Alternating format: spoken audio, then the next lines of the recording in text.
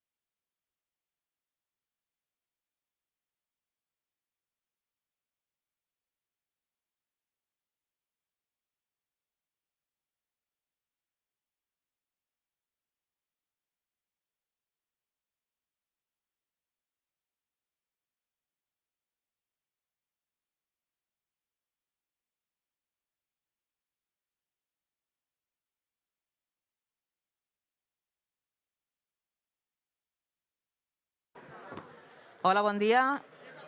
Si voleu anar seient, començarem quan estigueu tots asseguts i assegudes. Gràcies.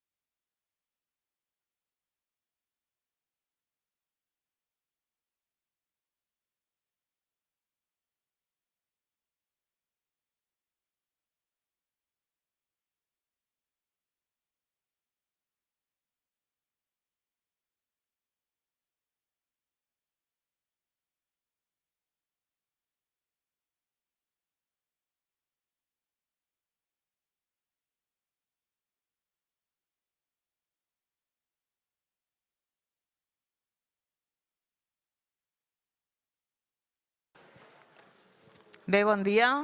Benvinguda. Good morning, everyone.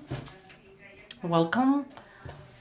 Those of you who believe that sports is something else than physical effort, it's our days, because if we have to be aware of the situation we're going through from a critical perspective, the most critical years we've been through, sport is one of the most beautiful things in order to do it. And today, from here, from this auditorium of the Barça Foundation, together with the DIPLOCAT, we want to spend the morning and exchange interesting words and interesting debates, civilized debates, love, overcoming obstacles, and also trying to seduce towards values that we consider very important and indispensable in our planet. Before launching the first debate, and as you will see, the conference will be divided in three parts. One first interview with Lilian Thuram, and then a debate, a break, and another debate with more practical examples. I would like to give the floor to Ms. Elena For, Vice President of the Football Club Barcelona, to welcome you to this conference.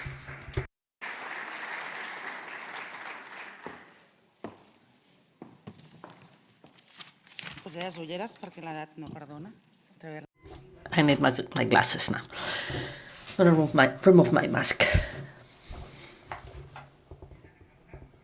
Mrs. Ana Caula, General Secretary of Sports and Physical Activity of the Generalitat of Catalonia, Mrs. Laura Foraste, General Secretary of the DIPLOCAT, Ms. Marta Sagú, General Director of the Barça Foundation, my admired Lilian Thuram, founder of the Lilian Thuram Foundation Education Against Racism, speakers who will address us during today, and those of us who are following us online. It is a great honor for me as Vice President of the Football Club Barcelona, on behalf of the President and the board to which I belong. I would like to welcome you to today's conference.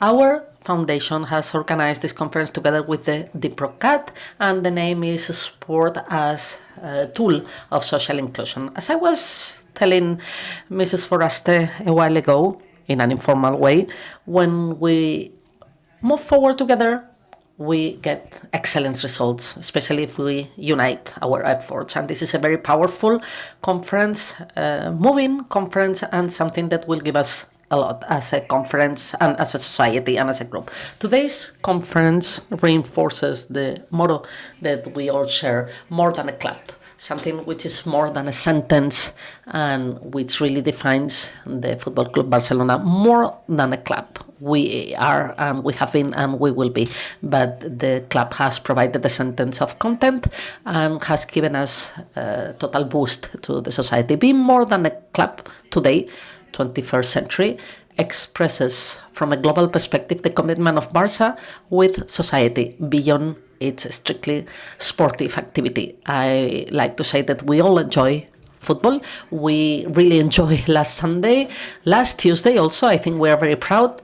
We are happy about how things are moving forward. But this Barca's heart, what relates us to society, is what moves us and touches us, because the victories remain, but what remains is whatever we can do for society. Being more than a club means, among other things, to defend and to promote the commitment that we have towards society with constructive values. We are a strong club, close to the society, especially at moments of greatest difficulty. Of course, in line with current problems such as hunger, rights violation, social change and inequalities between men and women, because Barça means sports and education, but also enthusiasm, pride, passion, solidarity, show, fun, heart, everything which relates to the Barça trade name and everything which is related to the sports and the club has been under the guidelines which define our identity and our values. Today's society does not facilitate our lives every day, and our commitment as a club is to contribute to change this society. Today's conference will help us to improve and to learn, and this is what life is about: to learn, to improve, and to become better people. And I wish you a very fruitful conference. Gràcies, senyora Ford, i ara és el torn del... Thank you, Mrs. Ford. Now the General Secretary of DIPLOCAT, Mrs. Laura Foraster, will welcome you.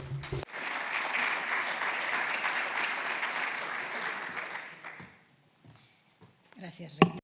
Thank you very much, Rita. I would like to assistents avui aquí a la jornada i sobretot ponents encara immersos en l'alegria, les alegries esportives d'aquesta setmana. M'afegeixo. So I would like to join the words of the Vice President, Elena Ford, in order to welcome you to today's conference. As she was saying, this is a conference organized between the Foundation, Football Club Barcelona, and the DIPLOCAT, with the aim of inviting keynote speakers who will highlight the importance of sports as a tool for inclusion and social transformation. So I would like to welcome all of you, and to welcome everybody present here, and to thank you for your participation of the different speakers who will be here with us, and also to welcome those of you who are following us via streaming. So a more personal greeting to the former councillor and friend Raúl Romeva. He's wearing many hats: academician, politician, but also a great sports man. We talk about the possibility of organizing a conference which will highlight this transforming power of sport. And I would like to warmly thank the club and the foundation for the great involvement and the welcome from the beginning when we started organizing this conference, and today, because they have helped us to make it possible. And I would also like to thank the members of the team of the foundation, the members of the Barça team, and the members of the DIPLOCAT, who have invested so many efforts in order to make this activity possible. As you know, and the Vice President was already mentioning it, the Barça is more than a club. Since its creation, the Barça was born as an inclusive entity, open to everybody, no matter where people were coming from. This is a club, a democratic club, which part of the DNA is the transmission of values through sport. So who better than the Barça to work together in order to organize a conference such as the one we have organized? So the great social task of the Barça and the foundation is well known by all of you, but maybe you will ask ourselves, what is DIPLOCAT doing organizing a conference such as this one?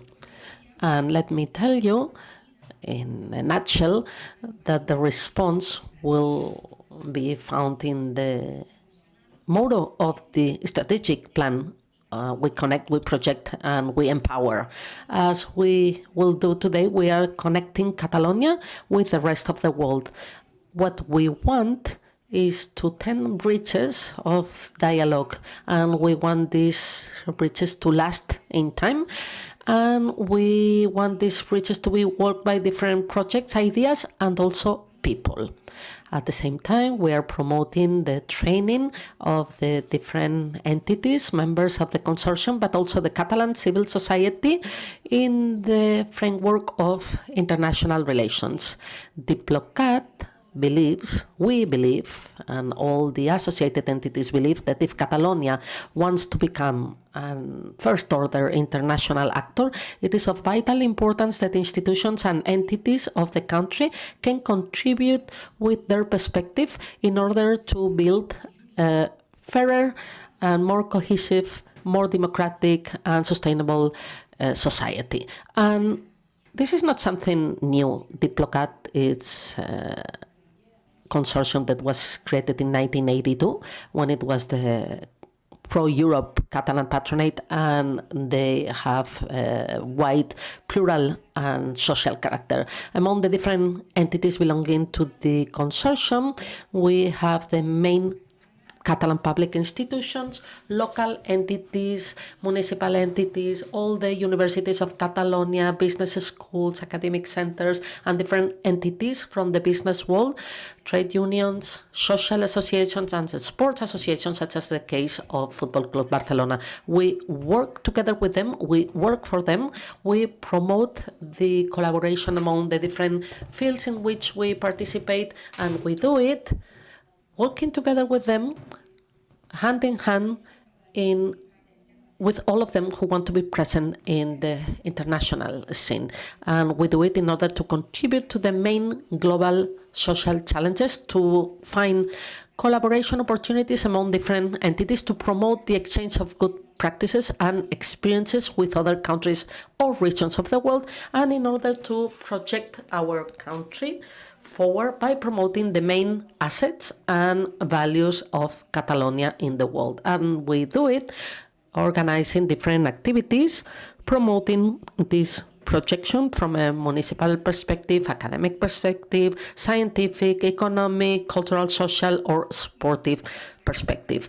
And within this framework, the framework of a sportive projection, we want to promote the values of Catalan sport all over the world. We understand sport as a tool for inclusion and social cohesion, but also for projection and international awareness. Sport is a tool which transforms lives, prevents violence, facilitates social inclusion and access to education, among other values. The transforming strength of a sport through its values, as I was saying at the beginning, is something we should not deny, we cannot deny, and sport contributes in a transversal way to achieve most of the sustainable development goals of the UN. It plays a vital role not only in the health and individual overcoming of obstacles, but also in the whole of society to fight against racism, to promote gender equality, the empowerment of women, young people, most vulnerable communities, also to eradicate poverty and to reduce inequalities, and also to communicate different values such as respect for the others, effort, being humble, and social inclusion. In the long term, sport is also a valuable tool to prevent conflict, to promote sustainable peace, since its universal character goes beyond cultures and is able to connect different peoples. And unfortunately, this is most needed than ever at the moment where war strikes the heart of Europe. Next, 6th of April, we will have the opportunity to commemorate the International Day of Sport for Development and Peace, which will allow us to recognize its capacity to promote respect for human rights and to be an economic and transforming engine for social change. But we should not lose sight of the fact that sport is not the solution to all social problems, and to invest our efforts in facing those situations that can be solved and improved through sport. Adding strengths from different actors in order to achieve the social transformation and personal transformation through sport, it's up to all of us. And today's participants, entities, institutions, people from Catalonia and other peoples of Spain and Europe, to whom I would like to thank for their participation, who place sport at the heart of their lives, personal or professional lives, as an engine for change. And in a very generous way, they will share their experiences and knowledge. I am highly convinced that all of them will contribute to a very fruitful and interesting debate. And having said that, I would like to wish all of you a very fruitful conference, and I look forward to hearing the different speakers, starting by Lilian Thuram. I give the floor back to Rita now.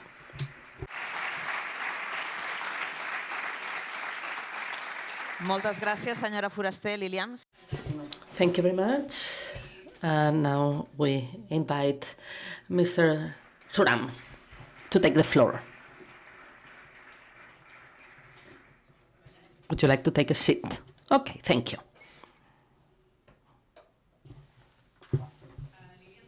Lilian Thuram was born in Guadalupe in 1972, Racism 2008. And he has written several books. My Black Stars, published in 2021, Selling My Prize Against Racism, which was a prize he received for this book, which is entitled Notre Histoire, Our History, in 2014, White Thinking, 2021. He was the head commissioner of the exhibition The Invention of the Wild in the Museum Populanet in 2014, Ethics Rewards given by Baye from Senegal, and he's been awarded with an honoris causa in human sciences by the University of Stockholm and also the Stirling University in Scotland. And before, and I guess that you will remember him by this, he made the prestigious Pathway International Soccer Player, 1998, and the Europe Cup back in 2000. I think we're going to have fun today, and we will enjoy this conversation. I was lucky enough to interview Lilian Thuram some years ago, Catalonia Radio, a program I was directed then, Al Sudiradis, I think 7, 8, 9 years ago. I don't remember very well, but I can remember that most of the things we spoke about then, and I would say unfortunately now, are still marking our civilization's agenda nowadays with this Ukraine crisis, which is striking and hitting all of us. And even in the middle of a crisis like this, we realize that we all not want to open our arms to people fleeing from international crisis. We all remember Africa, and we see how they come, and we open our arms to people, women, the elderly, and children coming from Ukraine. Or even more, as I have just said, how was Europe welcoming through the East not long ago the Syrian refugees? Many journalists will remember the problems posed to people who were coming today, following the same path that the refugees are following now. From DIPLOCAT and the Foundation, we want to dedicate sport as a marvelous tool for inclusion, but it has to be the starting point in order to have a debate with Mr. Thuram. Good morning and welcome. Good morning. I'm sorry, I was waiting for the translation to come. He understands Spanish because we've been speaking in Spanish before, and he's been translated into French. So he's listening to many languages at the same time, but I thank him. My questions will be in Catalan, and they will translate into French, and he can answer using whatever language. Being a European, because you are a European, and you are also seeing how we are welcoming the refugees, the Ukrainian citizens, getting away from the horrors of this war, and how have we welcomed the citizens coming from other Souths, which are not Ukraine? What do you think? So first of all, before answering these questions, let me tell you that this is a very interesting question, but maybe, in fact, I won't answer from a European perspective, because as you can see, I can answer as a black person, because this is very important. In fact, I could be speaking from the perspective of a black person, and yes, I have had several conversations with my children. I have 2 boys, and in fact, they were quite taken aback by the fact that black people could not leave Ukraine because they would not be welcome in Poland. But they say, but Dad, why do they do that?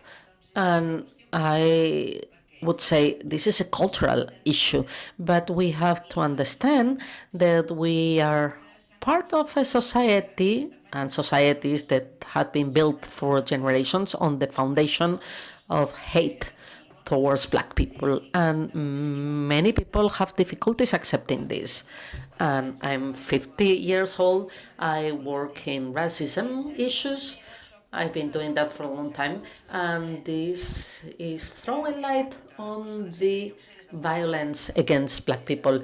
I've been knowing it for a long time because since I was 9, I've been aware of the fact that I was seen as a black person. And of course, it is true that most of us, yes, if we are very sincere, we will realize that there are many prejudices against black people. And unfortunately, or luckily, because this can help us to open everybody's eyes and to speak openly about this. Often we don't move forward because we don't call things by their name. And I hope that the whole of society will understand that it's necessary to change our mentality, taking into account that what's interesting about this war is that racism is political racism. I often say that racism is not a relation between or among individuals. It's a question of political will. And I think that nowadays, fortunately, we are welcoming those Ukrainian people, and this is good. We shouldn't say we are welcoming those and we're not welcoming the others, but the important thing is that we should welcome everybody, but we welcome the Ukrainians from a positive attitude because there is people asking us to do it, and there are people asking us to do it, and let's show that these are political wills and political choices, which mean that we will then refuse other people. Why is it difficult? Because this conversation, talking about Ukraine, we could have done it 10 years talking about another humanitarian crisis affecting black people or non-racialized people. Why didn't we evolve? What is stopping us and preventing us from understanding that we're talking about people? Bon, alors il y a le poids de l'histoire, et puis après il faut. If we go back to history, and we should try to understand that racism is not just trying to be a good person. It is a political thing, and it's an economical thing. Once again, I'd say that I'm seen as a black person, and historically there has always been a hierarchy, depending on your color, the color of your skin. And there was slavery, and it was sold the idea that black people was an inferior people. So it was constructed, this narrative was constructed, and it was told all around that they could be exploited. And when we talk about the black exploitation, we normally think in Africa, and that's something that we should be aware of. If you want to exploit people, you need to accompany it with a narrative to picture them as inferior. It's the same with men and women. Women have always been portrayed as inferior to men. So once you have this narrative constructed, people actually buy into it and kind of assimilate it. And if I talk about racism and politics, I'm referring to how historically there've always been laws that allow people to have this kind of attitudes. What we don't usually are aware of is that Western countries have been built upon these kind of laws that granted the superiority of white people, and most people are not aware. I am very often in France, and when they ask me if my country is racist, they want me to say no. If they ask me, is Spain a racist country?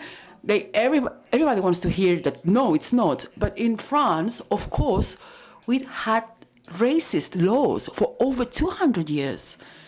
And people tend to think in the United States and South Africa, when we talk about racism, they don't know that the state racism, it only ended up in the 60s. After colonization, and even during the colonization, there were laws stating that indigenous people were inferior to white people. So we have this burden upon us, and the mentalities are also impacted by this burden. We should also try to draw a parallel between sexism and racism. Men-women equality is not going forward because men are in a winning position. They would do anything to perpetuate this system, even though they don't say it openly. Same thing with racism.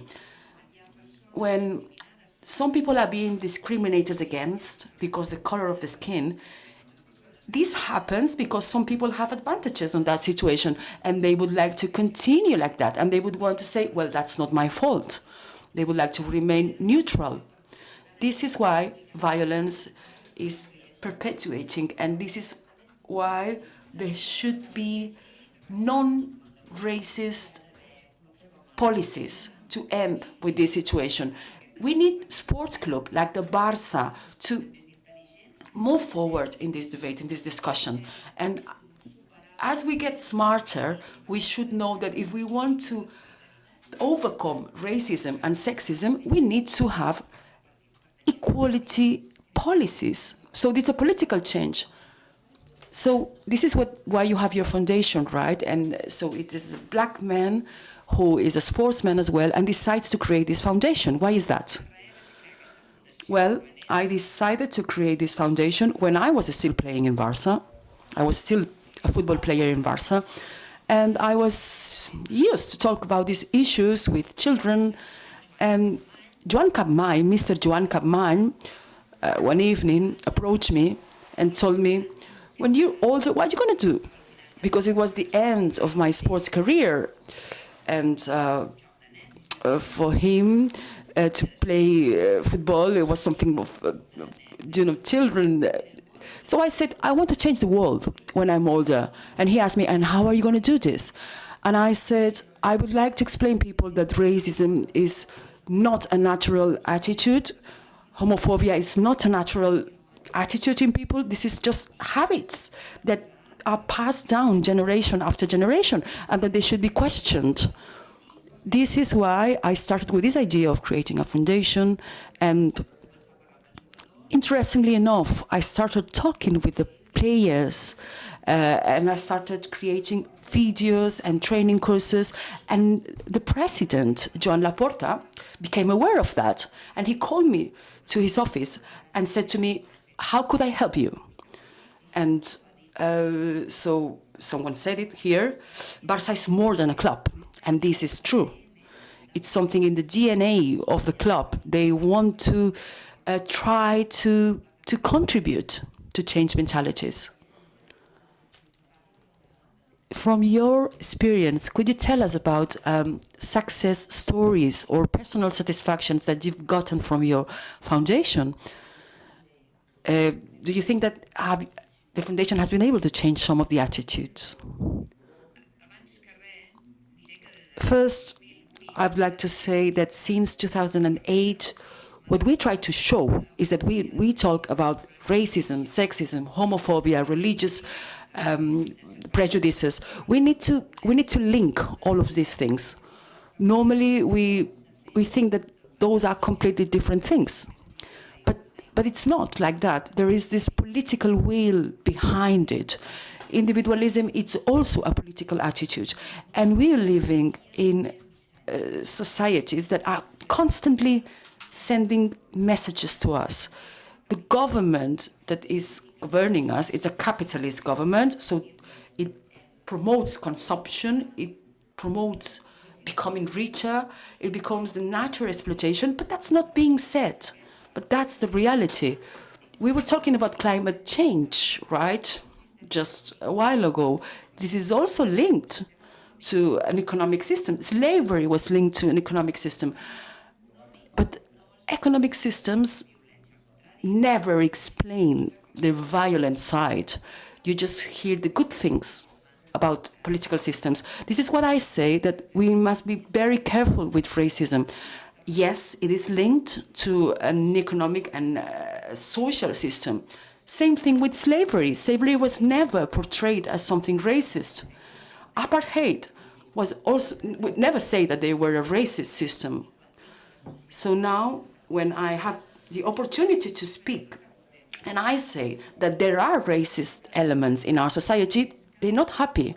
They don't want to hear this. I can play because I'm a European football player, but I can also speak as a black person. And as a black person, I can say that if we want to change things, first thing, we need to question our economic system, the one in which we're living, because what's in play here, it's the survival of the human beings in the planet. So you are considering revolution. Why, first of all, what does revolution means? It means a change. And we need to be very careful with the use of words. Some words have negative connotations. Revolution, of course, means that you want something to change. I believe that revolutionary people in our society, the first ones, are women, because they've been discriminated against for many years. And when women are asking for a change, years ago they were killed, they were burned. So this is why it's so interesting to see what's behind a revolution. Normally, there's this idea, this notion of violence. And so people, when they hear revolution, the first instinct is to reject it. And when we talk about racism, it kind of goes against some people, and it makes them feel violent. So these people who can't escape Ukraine, let's say, because they are black and they have to stay there. Can you imagine the violence inside us that I am feeling, that my boys, my children are feeling when we hear about those situations? This sends the message that we're not human beings, that human beings can cross the borders and go to safety, and we can't. When there's a war, when there is a war, sometimes animals don't have the option to leave the country. And this is a message that they are conveying. We need a mental revolution against this kind of violence. And this means that we don't accept this situation. What concerns me is why so many people accept these situations. As you know, I was a football player for many years. And sometimes I remember hearing monkey sounds when I was playing, coming from the public. And I was very angry. And my colleagues would say, that's not serious. And I would talk to my club managers, and they would say, that's not serious. But I was concerned. How would they not consider this to be a serious thing? And I'm convinced that, yes, we need a mental revolution. And the first one that's needed is that we need to be considered as human beings. Yes, we need a revolution of the way in which we think. I don't see a black person, I don't see an Italian person, I don't see a Spanish person, I see a human being. And as a human being, we have lots of potential, and some things I just can't accept. Going back to your reply, perhaps I'm wrong, but I don't think that anybody in this room would define themselves as racist, right? I'm sure that if we go around the room and we ask them, all of them will say that they are not racist and they are not sexist, right? You were talking of the feminist revolution as well. And so nobody here is, of course, racist or sexist. Perhaps that makes us feel comfortable. You don't have to convince otherwise, right? I'm sure that if we grab a bit in the surface, we will find some racist and sexist in the room. But how do you approach these situations in more uncomfortable situations? These kind of arguments you're exposing here, of looking at people and seeing human beings and not black people, or how do you approach these things in other kind of audiences?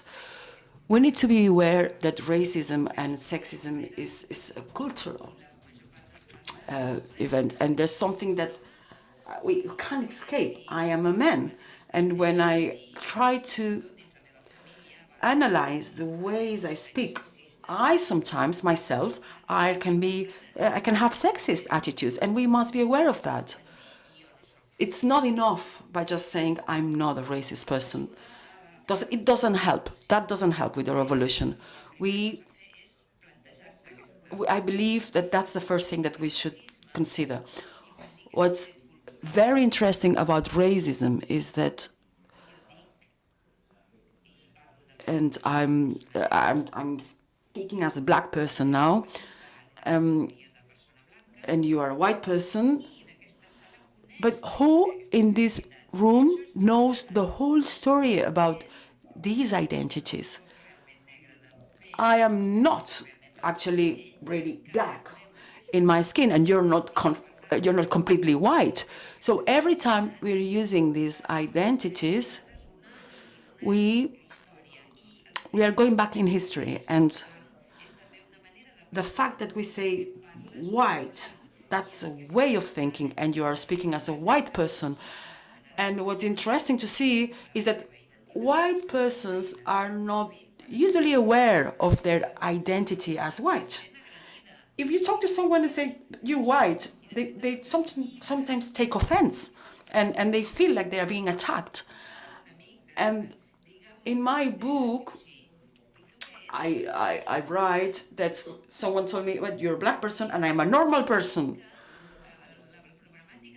That's what I'm saying, that the problems of racism and all of the conditioning factors that we have embedded in us, we need to be aware of them, and we need to be humble enough to listen to people who have been working on those topics for many, many years. And again, if racism is still alive in society, it's because some people are defending this model. We don't like change. We people don't like change as a normal instinct. I've always been like that. I don't want to change my habits. And it's the same with racism. I will show you now something that will question probably your habits. How sometimes they can be very powerful. This is a map.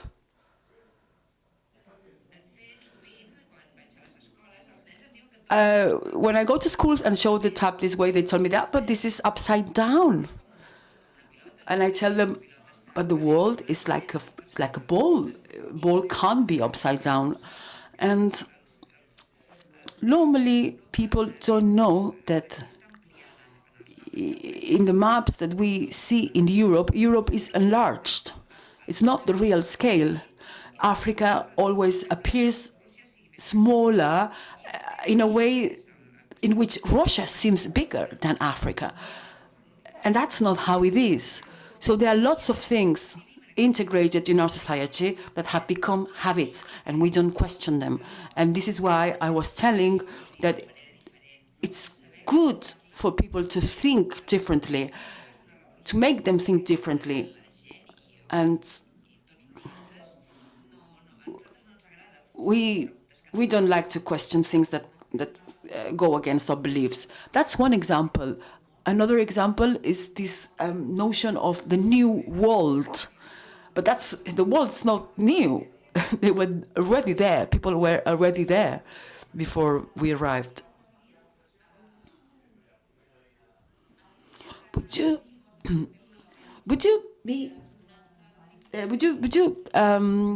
consider telling us 5 or even 3 things that we could improve? 5 things. That's difficult. I wasn't expecting this question. 5 things, okay. First,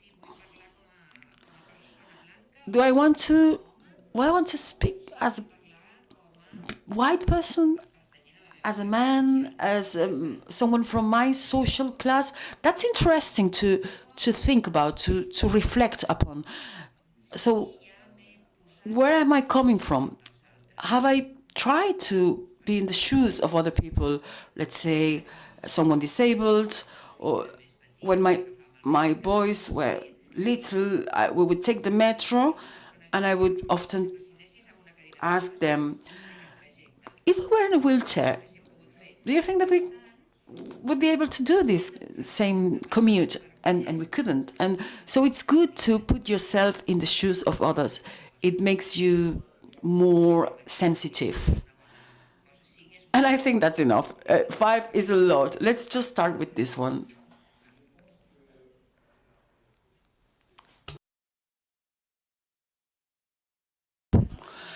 And it's also good to think that we are not neutral. It's dangerous to think of ourselves as neutral in face of injustice. It's not my fault, it's not my responsibility, I can't do anything about it. Normally speaking, those who think that they are neutral, that's a luxury. It means that they are not impacted by what's going on. And things don't move forward because there's too many people that are neutral. Einstein had this quote that says that the world is not going badly because of people doing bad things, but because lots of people are just looking and doing nothing. That's a quote that resonates with me. So just lots of people just, yeah, I know, I heard about this violence thing, about this racing thing, but they do nothing. And the real problem today is those inequalities that have been created and have been growing, and that we see more and more of that. We need to promote the policies of redistribution of wealth, and this is something that should be done, and there's no other way. We have to be solidarious. We have to express our solidarity, and this has always been a tool of survival. Let's try not to get stuck in our groups, in our social groups, and let's not get stuck in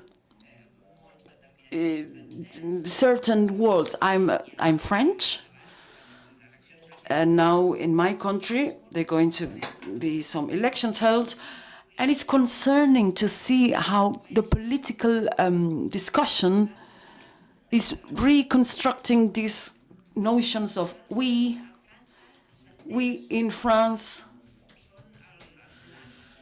and by we, they think white people, and the others, the non-white people, are the ones who want to take our places. And for me, it's something ridiculous. It's such a trap. We need to redistribute wealth, and if we don't do that, it will all end up in violence. How can we do something with your foundation? How can we contribute to your foundation from Catalonia?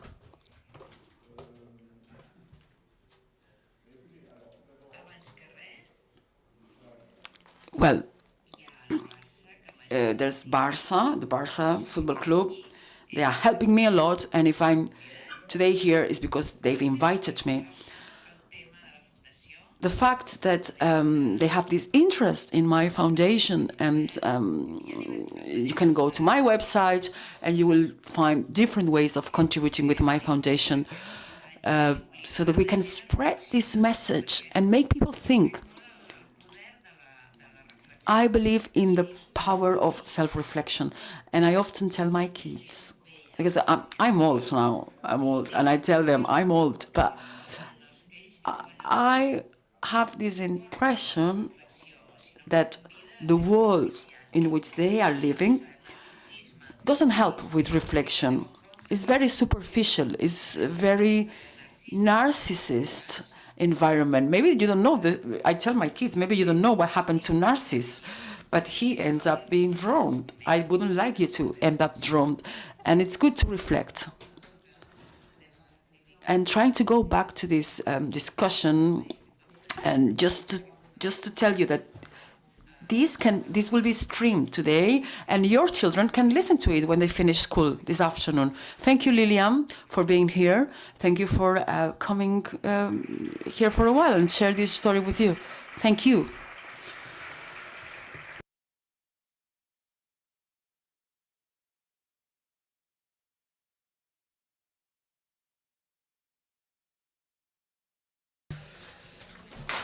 Now there might be some noise because Lilian has to. Lilian, I think that you have to go outside. Chavi's here to pick you up.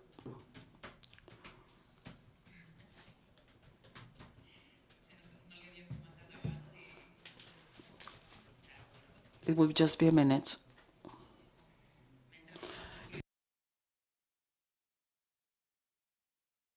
And so we have now Ana Caula and Marta Segu. The other two people that are going to participate in this round table, they will do it telematically.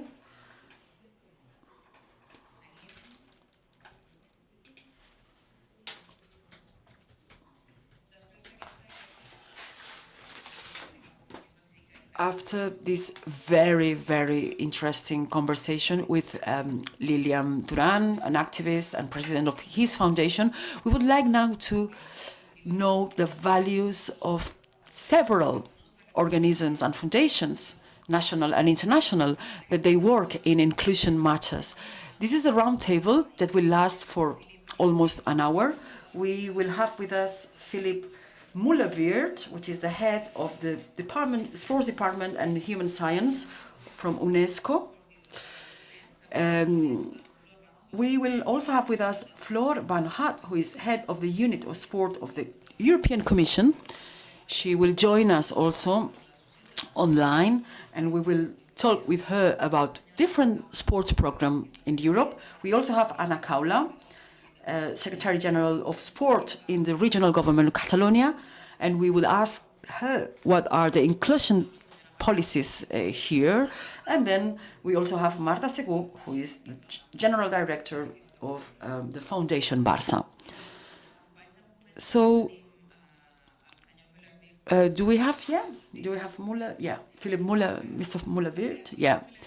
Philip Muller-Weert, he is now head of the section of sport in UNESCO. He has an MBA in economics and finance, and his career in UNESCO started in '91, and he's been active in three things: the associations with the business world, branding, institutional branding, and sport policies. He has coordinated the last two conferences of Ministries of Sport, Berlin 2013 and Kazan, Russia 2017. And he has always been reviewing the international chart on sports and exercise. And in his role, he is coordinated the implementation of this action plan in Kazan. Mr. Muller-Weert, we sometimes believe that big organizations like yours are big machines, enormous machines, with many difficulties to actually implement things in practice. on the surface. So how do you do it? How UNESCO is actually making it happen? How do you make sport an inclusion tool for people?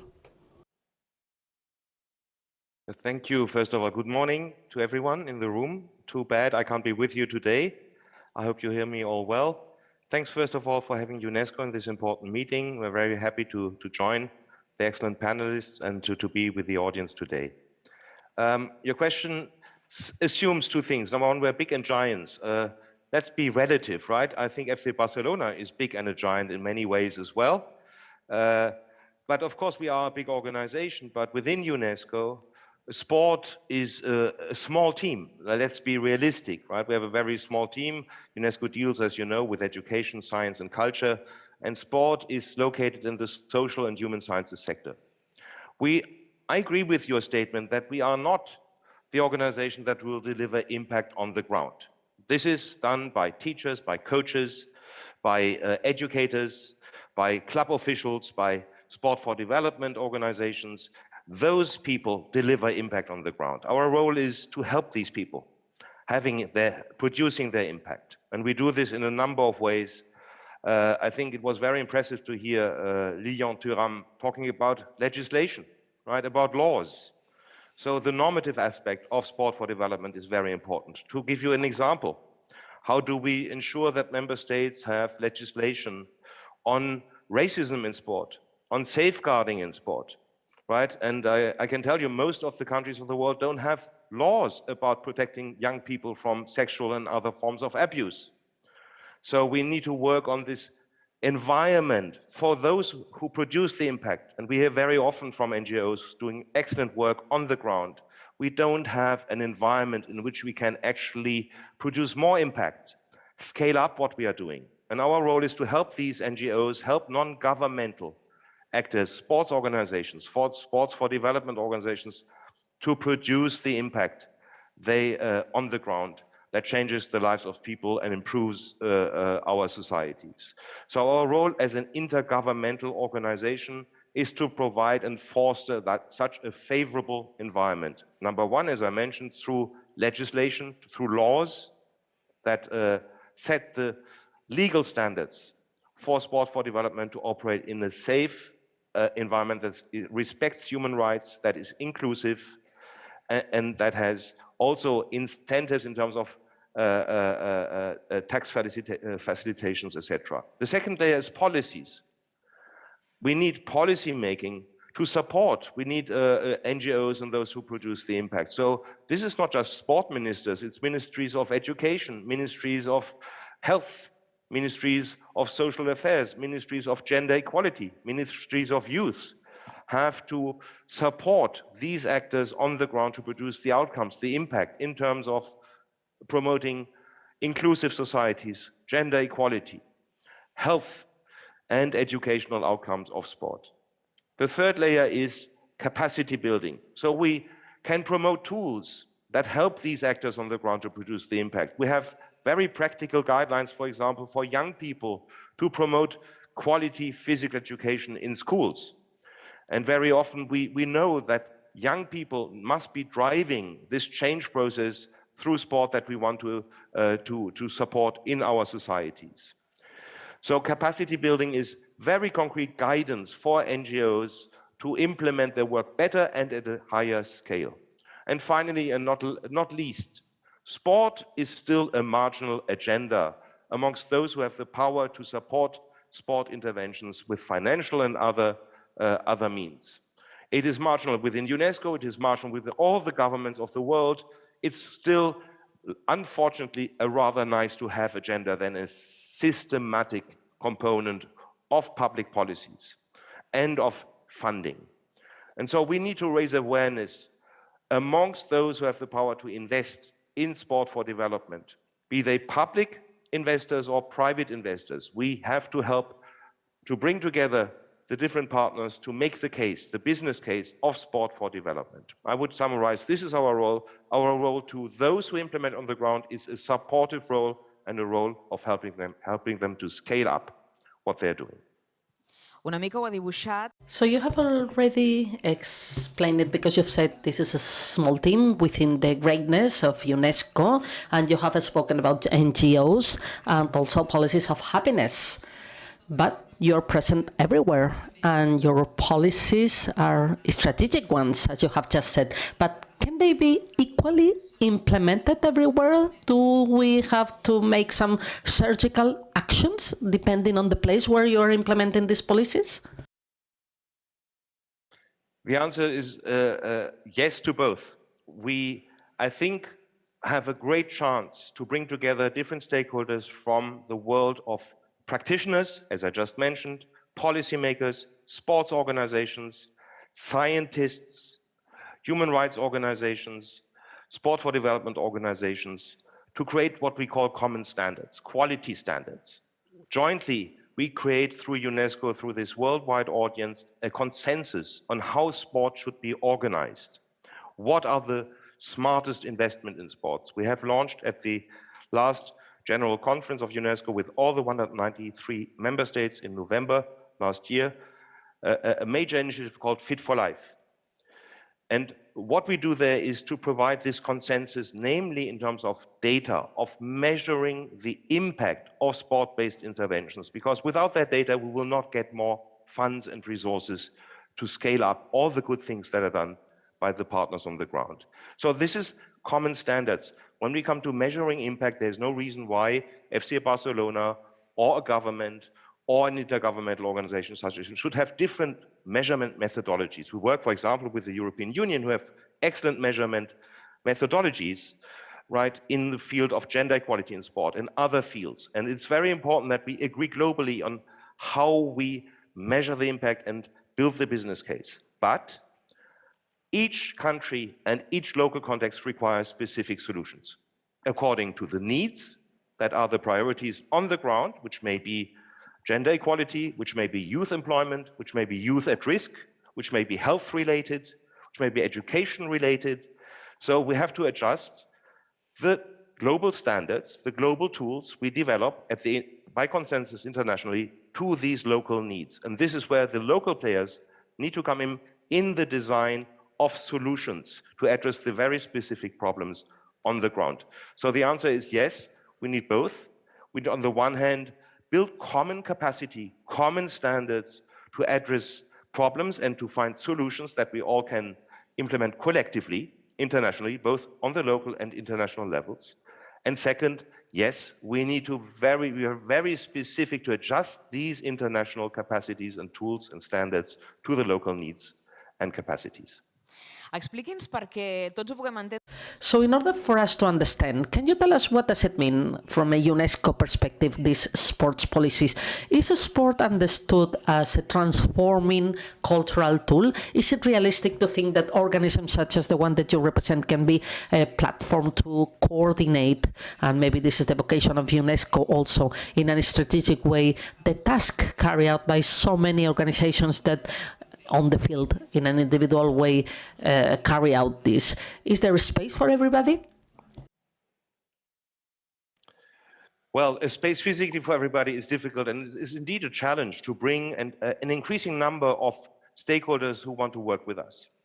But yes, UNESCO has this role to provide assistance to sport ministries. We are the only UN organization that deals specifically with sport as per our mandate.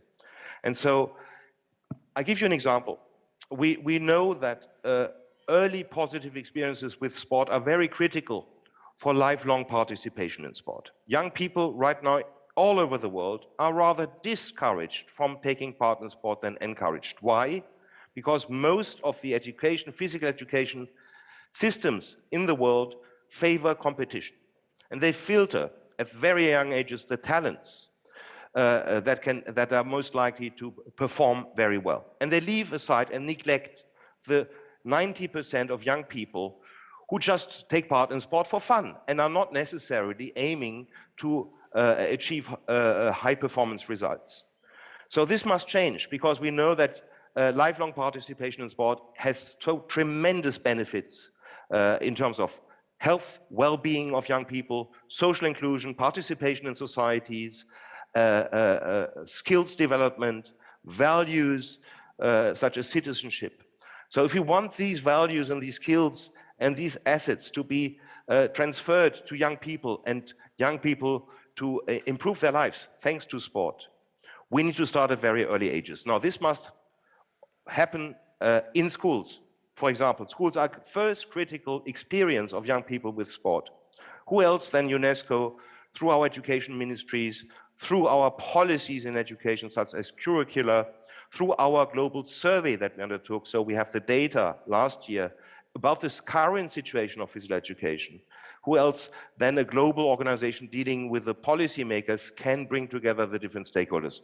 However, when we do this survey, just to give you an example, this is just one of many, we just not ask only education ministries about the current situation of physical education. We ask physical education teachers, more than 4,000 have been included in this global survey, and we ask students, young people, about their needs and about what they experience in these schools. It's just one of many examples I could give you about the policy level work we do, but also the local level dimension that we include in everything we do. So we do have, for example, an intergovernmental committee, and always in this committee we will have a youth representative, we will have local organizations to represent this perspective, because everything that needs to be done at the policy level must be designed in light of the voices of those who are on the ground and know the realities of the change process we want to organize through sport. So yes, there is a place for everyone. We try to be as inclusive as possible.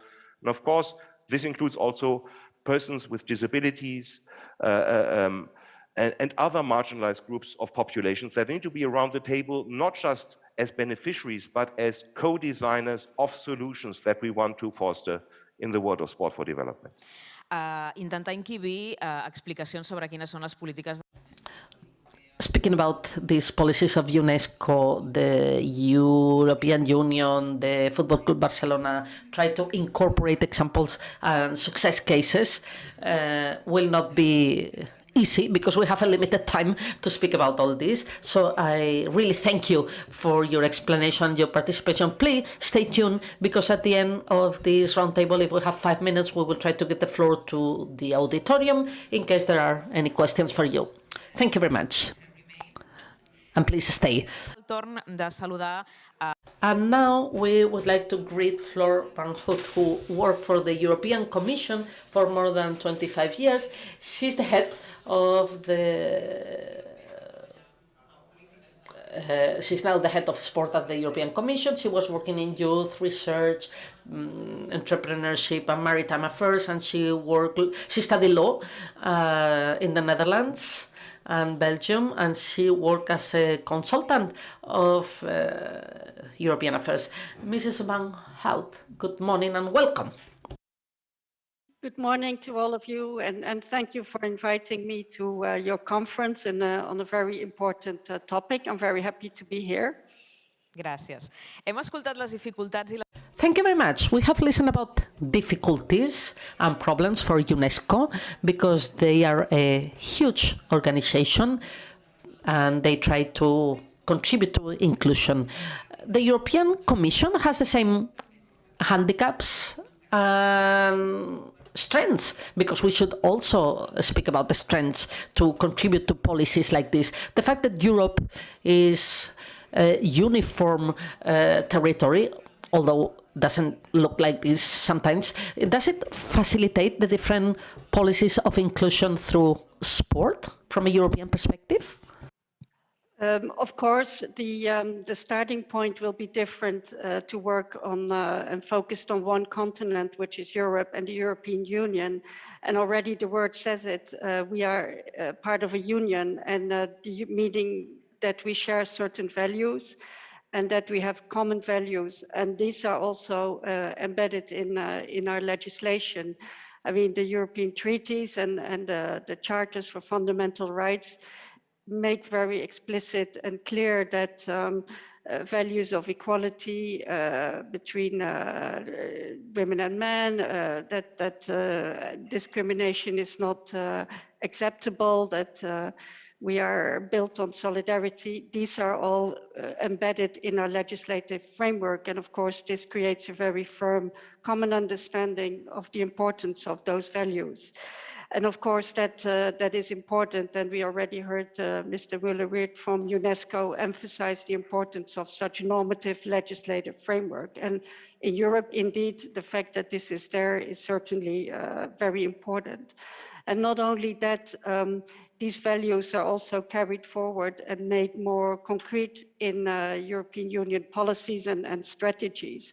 And one of our current core strategies is about Union of Equality, which has very detailed and concrete strategies to fight racism, but also to work on gender equality and favor the rights of people with disabilities, and also to create tolerance for those who are part of the LGBTI community.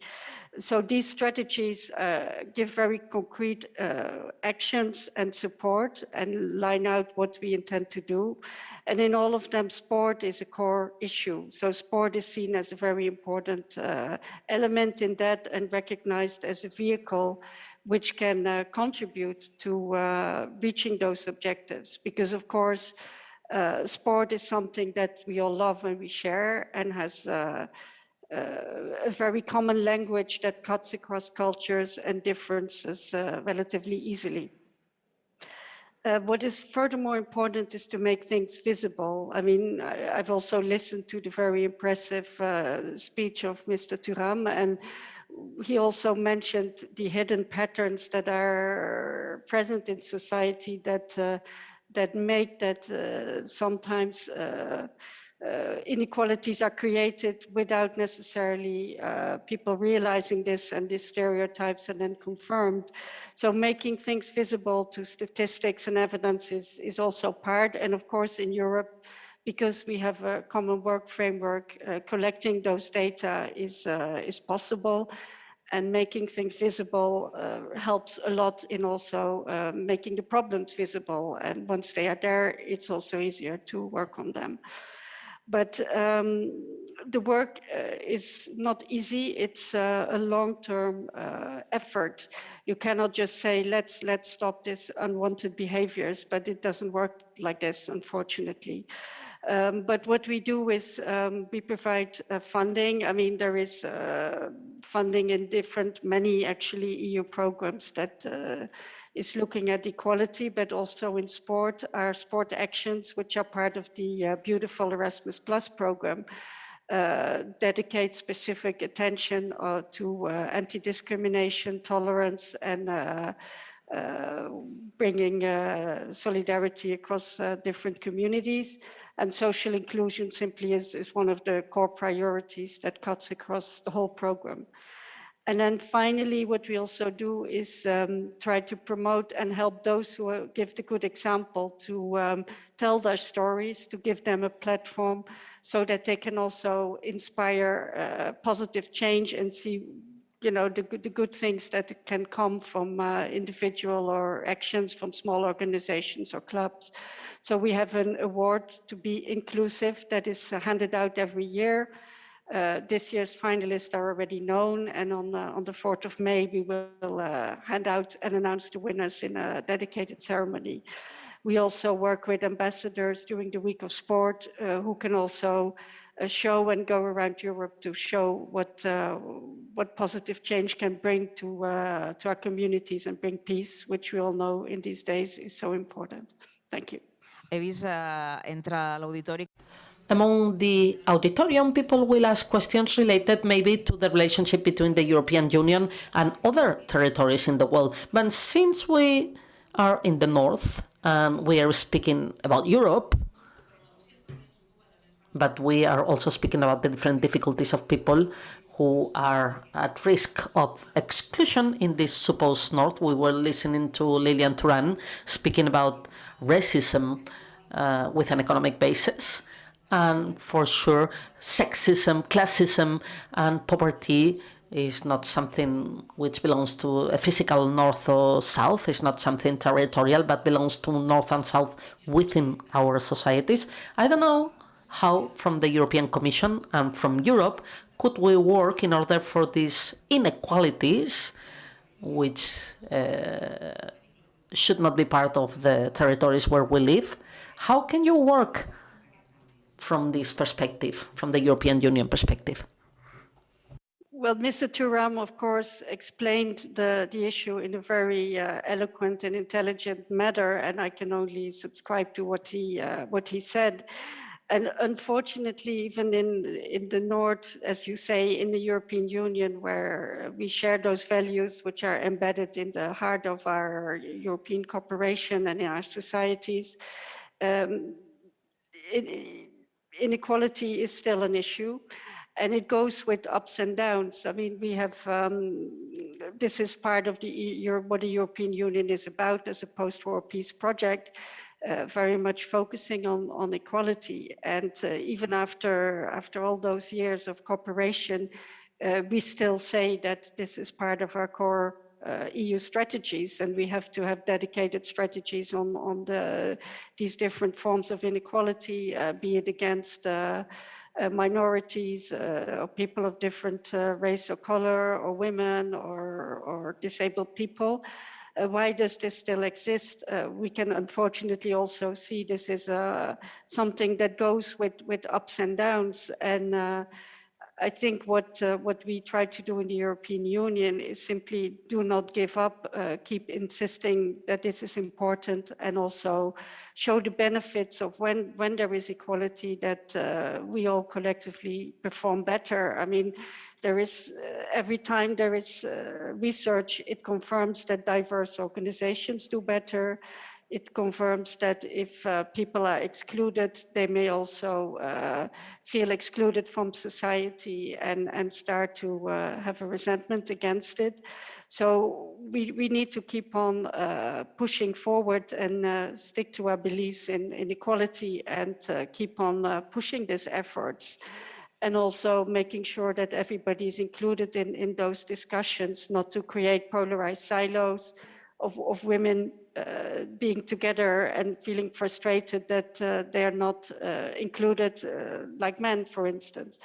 We had published a report on gender equality in sport only last week. This was done by a high-level group of very important experts who are active in this field, who said that one thing to promote women in sport and sport governance is to also see men as allies, because we all have to do this together.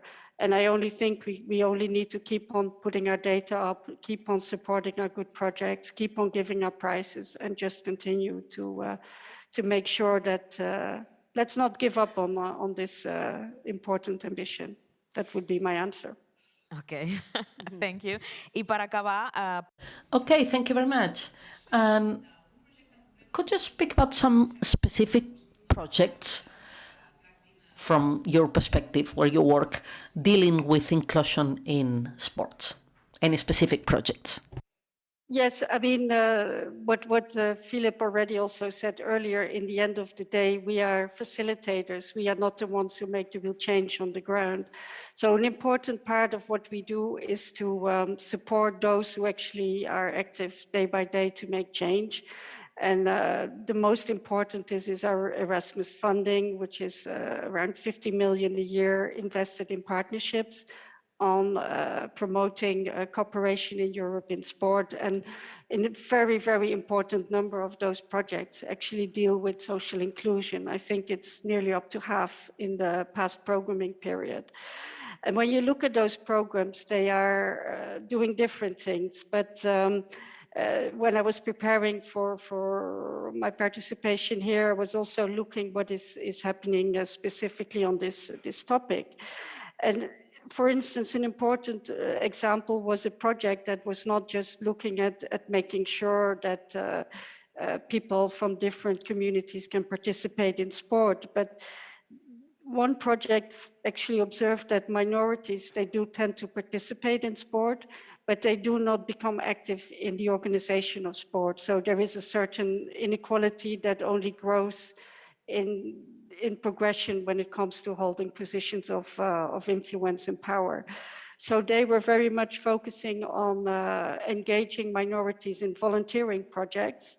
And through those volunteering missions, they were also prepared to or made aware of the importance and the interest to become coaches, to sit in sport clubs boards, to have functions of leaders and so on.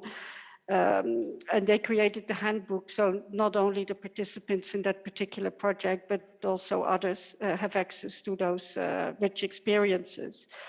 Or another project looked at the value of sport for the promotion of European values like anti-discrimination and equality.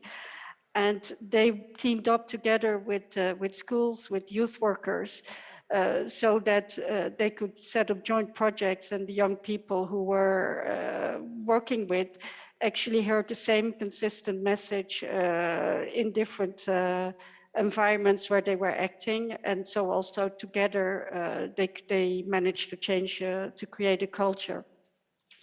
We also have our Be Inclusive prizes of people who have actually shown a very interesting project. This year we give the prizes in three categories: in celebrating diversity, breaking barriers, and inspiring change. And here we really put the spotlight on those who are showing on the ground on a day-to-day basis what can be done. We also work with ambassadors, and we have in our 4 ambassadors, we have also people with very diverse backgrounds. 2 of the 4 are Paralympic athletes. Also one is a black blind boxer from Portugal, but he has become a real star by opening his own boxing school and by really empowering people that regardless of the disadvantage, you can reach very spectacular results. And it's very inspiring all the time to hear from those people and to give them to tell their stories. I mean, as we say, we're facilitating, so we're trying to fund those who bring about change, and also share our social media channels, our events, to give them the podium so they can tell the stories themselves. Dankjewel, senyora Van Holt. Moltes gràcies. Thank you very much. A la taula. We continue, and please stay tuned, because maybe at the end of this talk somebody would like to ask you a question. Now, Ana Caula, General Secretary of Sports and Physical Activity of the Generalitat of Catalonia since 2021, is the second woman occupying this position. Her professional life is around basketball. She's been a trainer of the UBIN state organization, 3 golds, 2 silver, and the mini feminine Catalan selection, and coach of Mini Girona since 2014. The team is part of the Female League. Director of Leisure Activities, studies in psychology. She's been a member of the Catalan Parliament since the year 2015, and since the last elections, she was chosen as first Vice President of the Parliament, and she left this in order to occupy her current post. Good morning. So we go from a global perspective, UNESCO in Europe, to a local one in Catalonia, and this is a country which is not very jealous from very huge powers. We have organized the Summer Olympic Games. Some are willing to organize the Winter Olympic Games. Sport federations, huge international sportsmen and women. But as far as organizations dedicated to underlining the value that we are mentioning today, inclusion through sport, how are we doing? I really like this question because I think that it includes what I wanted to say. I would like to start by making a reflection beyond the segmented responses, because I was listening to everything that has been said before, which has opened perspectives, and I think it's part of the solution. Of course, we do analyze. If we take a look at the title, Sport as Social Inclusion, we always add something else. But I will talk about a tool of social transformation, because I think that we speak about very complex processes and we end up segmenting them so much that maybe we lose sight of their value, because it's a joint tool of daily intervention. Every small action that we carry out has to implement all this, and this is the meaning of all that.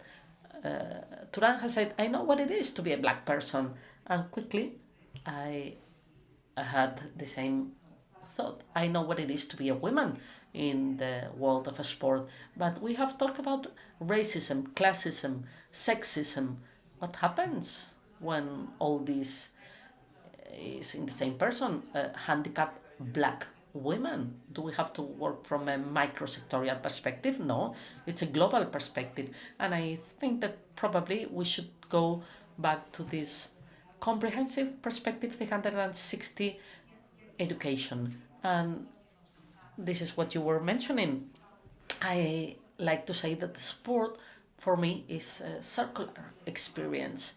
It retrofits, because often the people from the world of sport enter into some dichotomy. Is it better federated sport, school sport, huge events, small events with all types of sportsmen and women? Everything retrofits because one doesn't make sense without the other.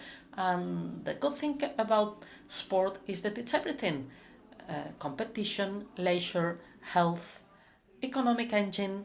And if we fragmented this sport, I think we lose part of its power.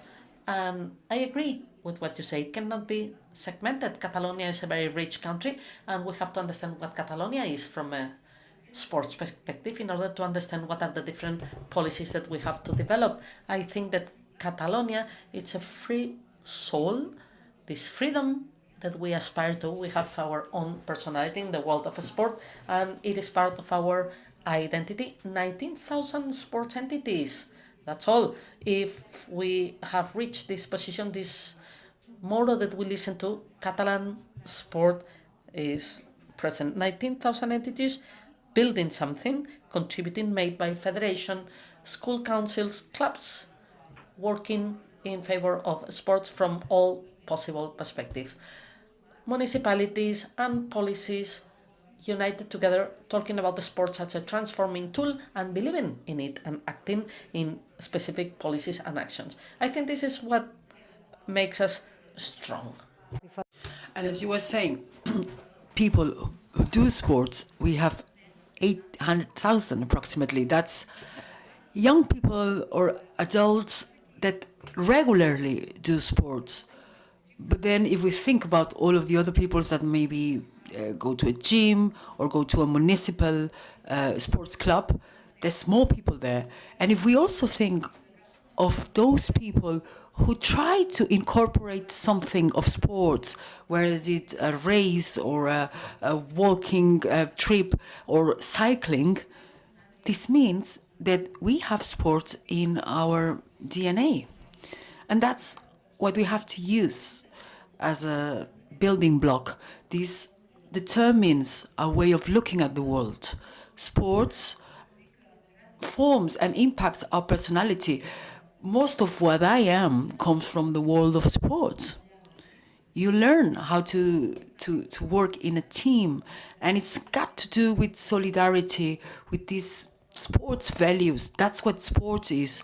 To know that you need the help of your colleague, or because you need to have a strong team, and you'll do the same. It's a simple message, but it's a powerful value in society, and a basic one.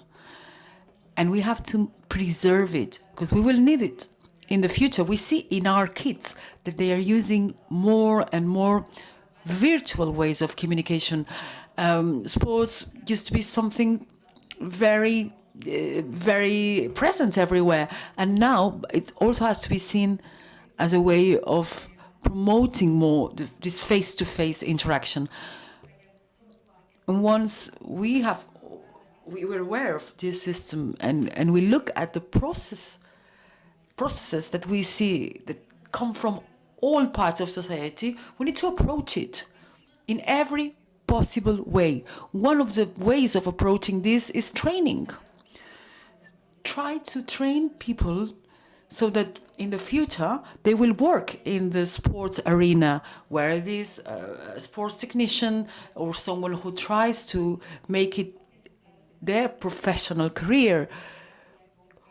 Also, let's not forget about the parents who have to follow up with all this training. And I'm thinking about university courses, about micro training courses.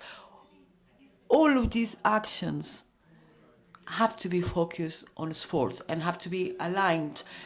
Otherwise, it doesn't make any sense. We can't just be satisfied with one single day we're talking about sports. And this is why we are so proud of our Catalan school plan for sports. It helps kids to discover sports. They can try any sport. And with sport comes healthy habits and discipline. And those are different aspects that they could use in the future. We all know how difficult it is to go from primary education to secondary education. There's usually a drop in the practice of sports. And we must approach these moments in time and questioning ourselves. In the first part of this discussion, we've talked about sports linked to emotion. And that's true. All of the things we learn in sports are linked to look at the world in a different light. And so the first step is to question ourselves. Do not offer, are we offering the stimuli interesting for our teenagers or not? And perhaps it's not always the same. We can change that. There must be diversity in the things we're offering them.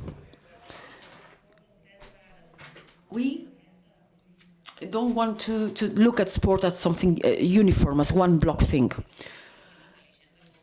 I think that this discussion, now I'm going to be the devil's advocate, I'm sorry. I remember that when I was at school, I used to play basketball. I started as a pivot player, but then I was too short, and then I had to be in other positions. So I was lucky enough that we were all the same in my team. We were all women, and we were playing, and we were enjoying sports, and we tried to win matches. But now I have a teenage son who is lucky enough to be able to play tennis, which is the sport he loves. But I am sure that some kids in Catalonia can't even think of playing tennis or to racing a horse or to do skis. There are some sports that are unattainable for some kids. Basketball is, it's easy now for them to play. Should we do something about that? Should we ensure that any kid in our country who wants to race a horse, who wants to go skiing as a sport, should we do something about that? You said that we are all equal, or you were all equal in your team. We're not all equal. I think it's a trap. It's the discussion, for instance, between women and men. We're not the same. We're not equal. And I think we shouldn't approach things like that. If we talk about women's sports, we're not the same. We're different. We have children. They can't have children. This is already a big difference. There are some moments in life in which we need to approach things differently. So going back to this, your question, we want to offer this possibility. We want equal opportunities. So we want everybody to start at the same line, the race, right? If we look at it now, there's a race in life, and perhaps men are in the first row, and women are a bit behind, minorities are even further behind. So what we try is to make everybody start in the same lining, in the same starting point. These sports that you mentioned, they are sports that require an economical investment. They are not cheap sports. So we have to be very honest. We are going to do everything to facilitate the access. One of the biggest success of in our programs is white sports. This is addressed to the children in the primary education, and we've realized that the children that we have in the Pyrenees region, so in the mountains, they were not skiing. They were actually almost ignoring this natural resource that they had just at their backyard. We realized that these kids in the mountain, in a high percentage, haven't had any contact with the snow and with the winter sports. So we have developed a strategy, and this winter, all of the children in 3rd and 4th grade in primary education have discovered their natural environment. So I'm careful with my words choice. It's not just sports, it's an educational activity. They're going out of the school, and the sports change the roles of the school, and that's a treasure. If we put children in a football pitch or in any other place, like in a skiing resort, all of the labels that they got attached at school, they are completely erased. So now suddenly there are different labels, those who are quicker to learn, those who are faster, and that's another way of education. I am convinced that the most you know an environment, the most knowledge you have from a territory, you love it more. And the things you love, you take care of them. So we are educating with this point of view, and all of those children, at least they've tried. Once they've tried, they have gathered all of the information of the network they have around them. Which clubs are doing those sports? What can these clubs do to help them? And the different clubs, perhaps they have some grants for those kids who don't have as many resources as others. And all of the funds lines, there's a network around it. And this is also a way of trying to detect, identify those profiles that could be a great talent in sports. So there is a network of high performance in sports, and we have also a network of technification centers. So everything is following up on these projects, and this is all based on sports. Thank you. And there's something else that I'm sure that we have some minutes at the end to go further in this info that Ms. Kaula is providing us. We have here with us Marta Segú. She has a master in tropical diseases by the University of Barcelona, and he has also a degree from the University of Public Health. She is now the General Director of the Foundation of Barcelona. She worked from 2006 to 2010, and now she's back on the job. In the last few years, she's been involved in the Foundation Grifols, so she has a large experience in foundations that want to improve the quality of life of marginalized population. She's experienced in malaria and in Chagas disease and in HIV, and she has done lots of projects with children in risk of social exclusion. She's also been collaborating with the UNESCO, with Save the Children, the Red Cross, among other organizations. And she has always been promoting the Sustainable Development Goals, SDGs, of the United Nations. Sorry, maybe I've been too long in the presentation, the introduction. So we see that your expertise is health and cooperation and exclusion. And this exclusion sometimes is the result of the lack of rights. How do you work locally? Because we might think that the Barça Foundation is only devoted to big international projects, but we would like to know, what do you do in Catalonia? First of all, good morning, everybody, and thank you for having me, and thank you for coming. We are very excited with this joint program with DIPLOCAT. In 2006, this foundation, it started its trajectory. Yes, it did exist before. We had it for sponsorships. But in 2006, when Mr. Laporta came into the presidency, this is where we signed a deal with UNICEF. And we developed cooperation programs, international cooperation projects. But we've also done some work in Catalonia. In 2006, we created several projects that had sports in its focus. And as Anna was saying, is a tool. I don't want to label it. It's a tool. Sport is a tool, a magical tool. That's the adjective that I like to use. It's magical for young people all around the world. We started in 2006, as I was saying, with two very interesting projects. They were comprehensive projects. That's a beautiful word, something that we use every time in our team.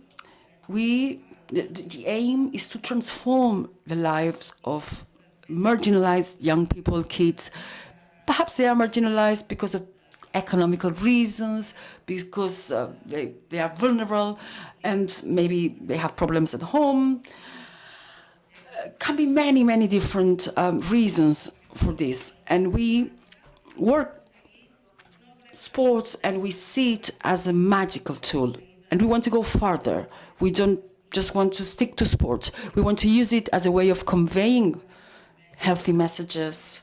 We want to also reduce school absenteeism and, of course, social inclusion. That's a big thing also. We recently came up with the Foundation Barça Regency. We have Abel here with us. And as I say, we started in 2006. We are collaborating with over 100 municipalities in the region, and we're using sports as a method to go further. We want to achieve gender equality. We want to reduce school absenteeism. We want young children to be associated with these programs. And we are using this magical tool, but that's just a means to an end. We want to go further. We want to promote social beliefs. We also have programs with unaccompanied minors. One of them is financed by the European Union, State for Youth. That's the name of the project. We help them to acquire social skills through sports. We are active on youth justice for those people who are deprived of the freedom, so that they can use sports as well to gain some hope in the future. And that's one of the things we do. So several things that we're doing on the ground. And it's true, people might know about our foundation, but they don't know the specifics of it. In Catalonia, we are now allocating a higher percentage than the ones in the international projects, but it's true that the international projects are more visible. We realized that when you talk about the soul of a foundation, it makes a lot of sense. And Football Club Barcelona is a sports club, powerful club, and that's, I guess, I'm sure, it's the main target, and that makes us important in a global scale. So how do you associate this message with the foundation? For us, the foundation is a part of this message that is associated to the Barça. It's more than a club. As more than a club, there are many things that can be included there, but the foundation is the tool by which the sports club instrumentalizes all of these actions. And we want to implement projects that really transform things. Both at an international and at a local level, we just want to transform for the better the lives of young people and kids that are in a difficult situation. We've also worked with refugees camps so that they can have a better future. And sport is this magical, powerful tool that helps us to vehiculate those messages. Since 2006, we've also been working hard with other entities and associations. I know of many local associations that are doing an amazing work, but they don't often have the opportunity to show it. So we are partnering with these small associations that know the territory, that know the kids, and also we collaborate with big ones, such as UNICEF and Save the Children. So we have this dual identity. Our expertise is sport as a transformation tool. So on the one hand, we collaborate with small associations that are helping kids with school matters, with health matters, and we add the sports to it so that they can continue with their normal activities, but on top of that, they have sports. As Sana was saying, it is true that when they start with the secondary education, there's a drop in the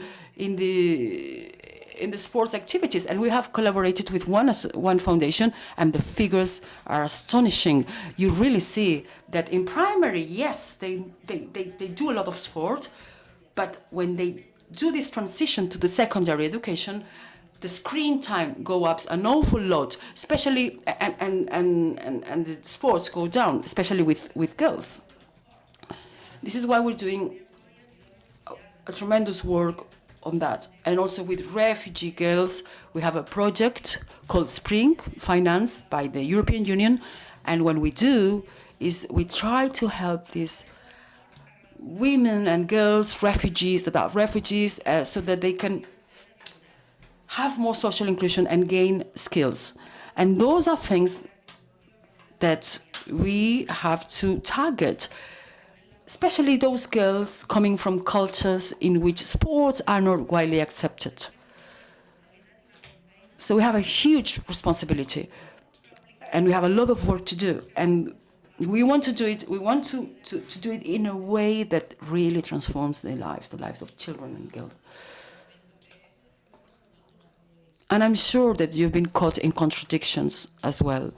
We know the foundation, we know your work, but on the other hand, there's a club that is a business, and they need to make big business. Do you get caught in contradictions sometimes? Yes. Life is a constant contradiction. Sometimes you think something, but you have to act in a different way. We feel legit enough. We are not just looking. We're not just looking around and seeing injustices. We're doing something. So that's something that makes us feel legit. We believe in what we do. It's our way of living. And every time we start a project to improve the life of children, whether it is here in Catalonia or any other place in the world, we feel and we believe that we are more than a club. Of course, there's a business part, and we can't do anything about that. But we, as a foundation, we do truly believe that we are more than a club, and we feel legit enough to go through and to move forward. Barça I was working here from 2006 to 2010. Now I'm back here from July this year, and the capacity of Barça to shake up things, it's incredibly high, and how this makes children be wide open to these programs. In Latin America, for instance, they are recruiting children in areas of conflict, and sports is a way to give some hope to these children, and it also involves health, education, social inclusion, gender equality, and the equal opportunities. That's something that is very important to us. In the SDGs, number 10 is equal opportunities, and that's crucial for us. That's vital. These children or young people who are in precarious situations, if you don't give them an opportunity, they won't make it in life. I am thankful today for everything you're explaining, and I want to highlight something, that the fact of listening to women who are leading these projects, this is not something that it happens just by chance. We have, and I wanted to highlight that, it's not by chance that women are in these positions. We just have a few minutes before the break, and I wouldn't like to miss the opportunity to get some questions from the audience. If you have any question for any of our panelists today, please go ahead. Okay, then nothing, so let's go for the coffee. Thank you.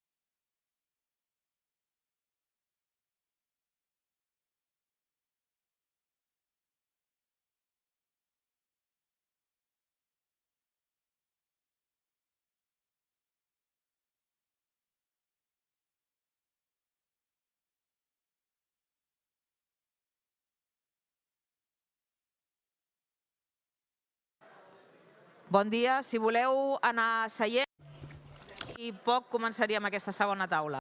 Good mo-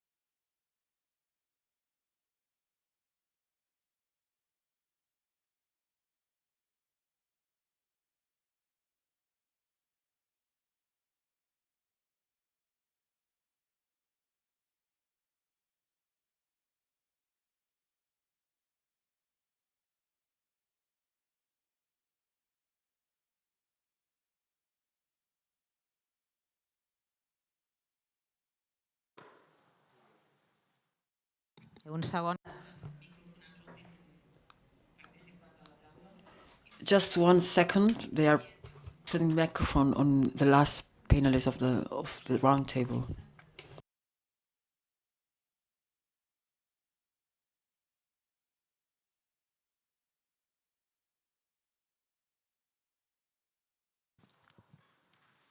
Bé, bon dia una altra vegada. Good morning to those of you who are now starting in this conference, whether it's here or online. Thank you for coming to this event with DIPLOCAT to speak about sports as a tool for social inclusion. And if you have any questions at the end of this roundtable, they'll be delighted. I won't answer. They will answer. They will be delighted to answer your questions.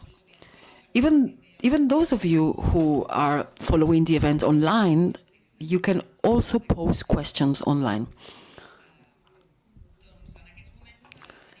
We have 4 panelists with us. Thank you for coming. Thank you for being here. We're going to talk about best practices and success stories. We've been hearing the institutions up till now, private and public institutions, talking about strategies, talking about guidelines, but now we're going on the ground. We're going to go down on the ground and to hear the stories of those who make these things possible. How do you implement those strategies and which ones are the success stories? We'll start with Henry Gillam. He's the coordinator of the inclusion program of the Foundation Barça. He was born in Girona in 1995. You're very young. You're really young. He's passionate for sports. And he has also a degree on sports by the University of Girona. And his expertise is the training of the teachers. He has a master's degree by the University of Valencia. He's now coordinating the inclusion program of the Barça education in the northern region of Catalonia. He used to be a local coordinator of inclusion programs of the Barça in Salt, in the city of Salt, in Bisbal de l'Empordà. And he's also been a trainer in the initiation courses for sports practitioner. how come have you done so many things being so young? I'm reading it out loud and I can't believe it. I haven't stopped. And it seems like you won't stop anytime soon. And we've just heard Marta and her words, and now maybe you can bring to reality all of the things that she's been talking about. Could you please explain us these projects, these specific examples that you have implemented in your projects and that you think that are success stories? First of all, hello, and thank you for having me. I'm going to focus on explaining two of the projects that the Barça Foundation is carrying out in Catalonia. One is the inclusion project in the youth justice system, together with the Justice Ministry of the regional government, the Generalitat, and the other one is an inclusion project that we are bringing to different cities all around Catalonia, and it's also supported by the provincial organism and authorities. What we want with these two projects, especially with the one focused on the justice youth system, we want to improve their lives. We want to help them to go back to society. And we do this through sports and dialogue. So we're providing them with tools to improve their social and personal skills. And through the game and through different challenges in sports, what we do is we just go on. It's not a boycott. We want them to improve personally as persons, and that once that they're out, they can go back to society. I was having dinner the other day with someone who is called Carmen Forcadell. She has been unjustly doing time for 4 years, and she was telling me that by being there in jail, she's a woman, right? And we were talking about the different layers of the victimization, but she was explaining me that she found people there deprived of freedom because of their crimes, but she realized that they were, most of them, victims of their system who hadn't been able to meet their needs. What kind of people do you meet in this youth justice system? Those young people are not supported by the family. They don't have the family network as we could consider, or as we could, most of us have. They've been left alone in most cases. And what they try to find their own solutions to their needs. And that's the only way they know. What do you work with them? What do you do with them? We try to educate them on values, and we do it through dialogue, through physical activity, and through sports. We try to go the extra mile, not just in the justice system centers. We try to create safe spaces for them, places in which they can play sports. We have strong teams on the ground, and within the internal structure of the foundation, we provide them with training, and that makes an excellent program that we have. And with this specific program, the one based on the justice system, we make the most of their social and personal skills. They have plenty, but they're not aware most of the time. Explain me in your own words, what do you mean by healthy practices or healthy habits? Why are the habits are not healthy? They know about it, they are aware. So we carry out different activities, like for instance, cooperation challenge, let's say, that they have to, so that they are made aware of the benefits that they can get from healthy food, healthy diet, and we include games in those challenges. So it's not just about physical activity. We go beyond that. And it's difficult for them. You just go there, and what they looking for is just play football. And it's very difficult to break the ice at first. And it's difficult to start giving them these challenges. They just want to play sports sometimes and see who wins in that game. But we're trying to make them see that that's not the most important part. And now we've been working for some time now, and it's true that now they don't ask for the final result of the match or of the sport. They just enjoying. What's the length of these programs? Is it 1 year? Yeah, it's normally 1 year, but we try to give them continuity. It's a good work. We've seen that the outcome is very positive. So there's this will of continuing with these programs, and there is a continuity which helps a lot to people, to young people who are in those justice centers. And what's the feedback you get from them? They are grateful. It's not always the case that they show you this support or this gratefulness, but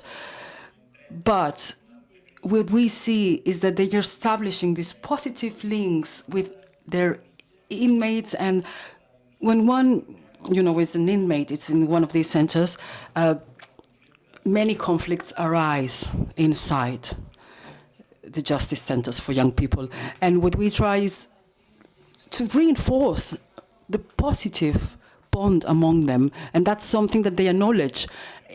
You see, and they tell you in a way or another that there's this. And don't they ask you, and now what? Now that this is finished, I still need your help.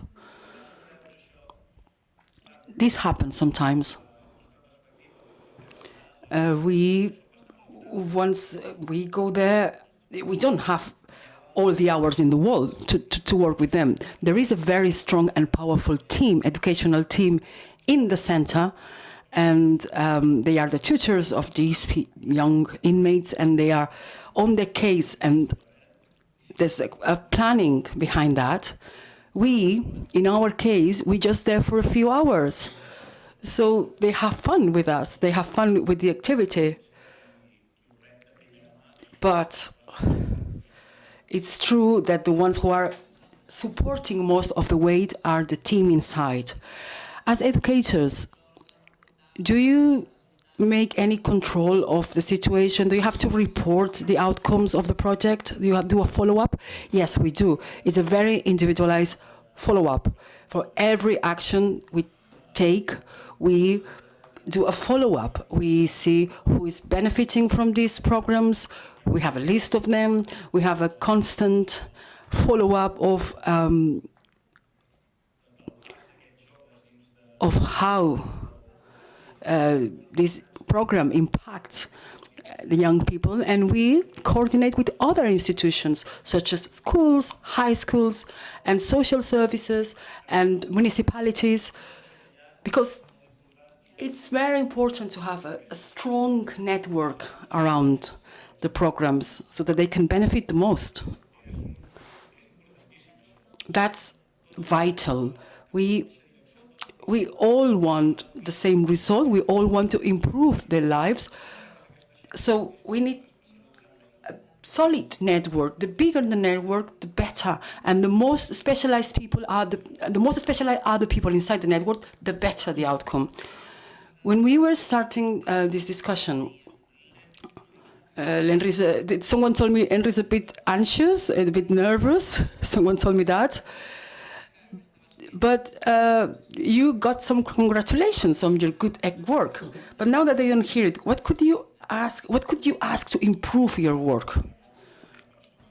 I like to have a bigger scope, to reach more people. Lots of people just are left out of the programs. We just can't can reach to all of the people who actually need.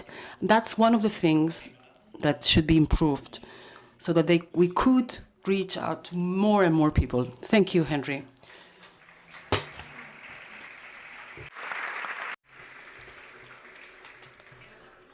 So I have to ask permission to Federica Mina if I can change the script, because we've been talking about juvenile justice and we have to speak about senior justice, or maybe related to penal centers. I think I could relate to the last speaker of today and maybe listen to your proposals if you allow me to change the order of the agenda. Is that okay? Okay, so with your permission, ladies, I will greet now Uriol Paredes. Uriol works at Brianz 2. The CB is here, otherwise I will mix everything up. He's a sports technician at the Penitentiary Center Brianz 2 and Solidarity course, which happens every year. Life in prisons is something we're not aware of. Before we were mentioning the time the ex-president of the Parliament of Catalonia has spent in different prisons in Madrid and Catalonia. Some of us have been coming in and out of prisons as visitors in order to be able to, well, it sounds gross a little bit, but as a journalist, to fiscalize the way things are done inside the prison. We have been able to greet political prisoners within these prisons. Some of them are here with us today, and some of them have explained some of their experiences and how sport is a fundamental tool for their health, not only from a physical perspective, but also from a psychological perspective. Our justice system, and we don't know if in prisons policies is more punitive than restorative. How can physical activity help within a prison in order to provide a better quality of life to those who have to spend months or even years in prison? Hello, good morning, everybody. Well, it's very easy. I always repeat the same thing. I think that physical and sports activity provide people, like nothing else, with comprehensive training of that person. It happens when you are not in prison, and it happens when you are in prison. Why? Because this comprehensive training, which is characteristic that within prison it's not present at all. So when there's an absence of something, it's easier to shine. So we, as sports technicians, try to look for these situations and spaces which can favor the possibility of the prisoner to be trained in a comprehensive way. When we speak about the comprehensive training, I'm referring to 4 different aspects. For example, the benefits that the activity can provide from a physiological perspective, benefits from a psychological perspective, from a cultural perspective, and social perspective. So how can sport activity and how can we insist upon these factors? Everybody knows that from a physiological perspective, physical and sportive activity contribute with an improvement of physical qualities. It reduces the possibility of suffering cardiovascular disease, reduces stress, favors sleep, things that are very common among prisoners. From a psychological perspective, just to mention the factor related to self-esteem. Self-esteem for anyone entering into a prison, and unfortunately some people present here have been part of a prison system. You can see it even in a more clear way when you go to the gym.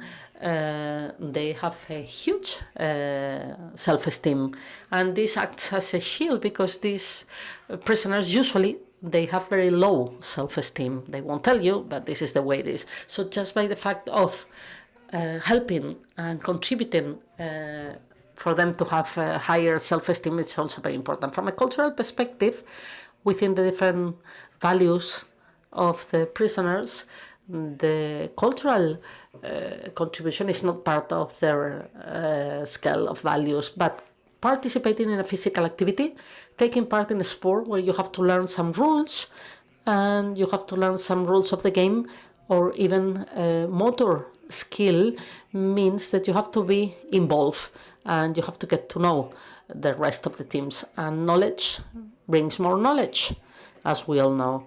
And from a social perspective, and this is the most important aspect, and this is something that has been mentioned here before, there is a very important aspect, and it's that during physical activity or sports activity, when it comes to play a game, any game, everything is level up.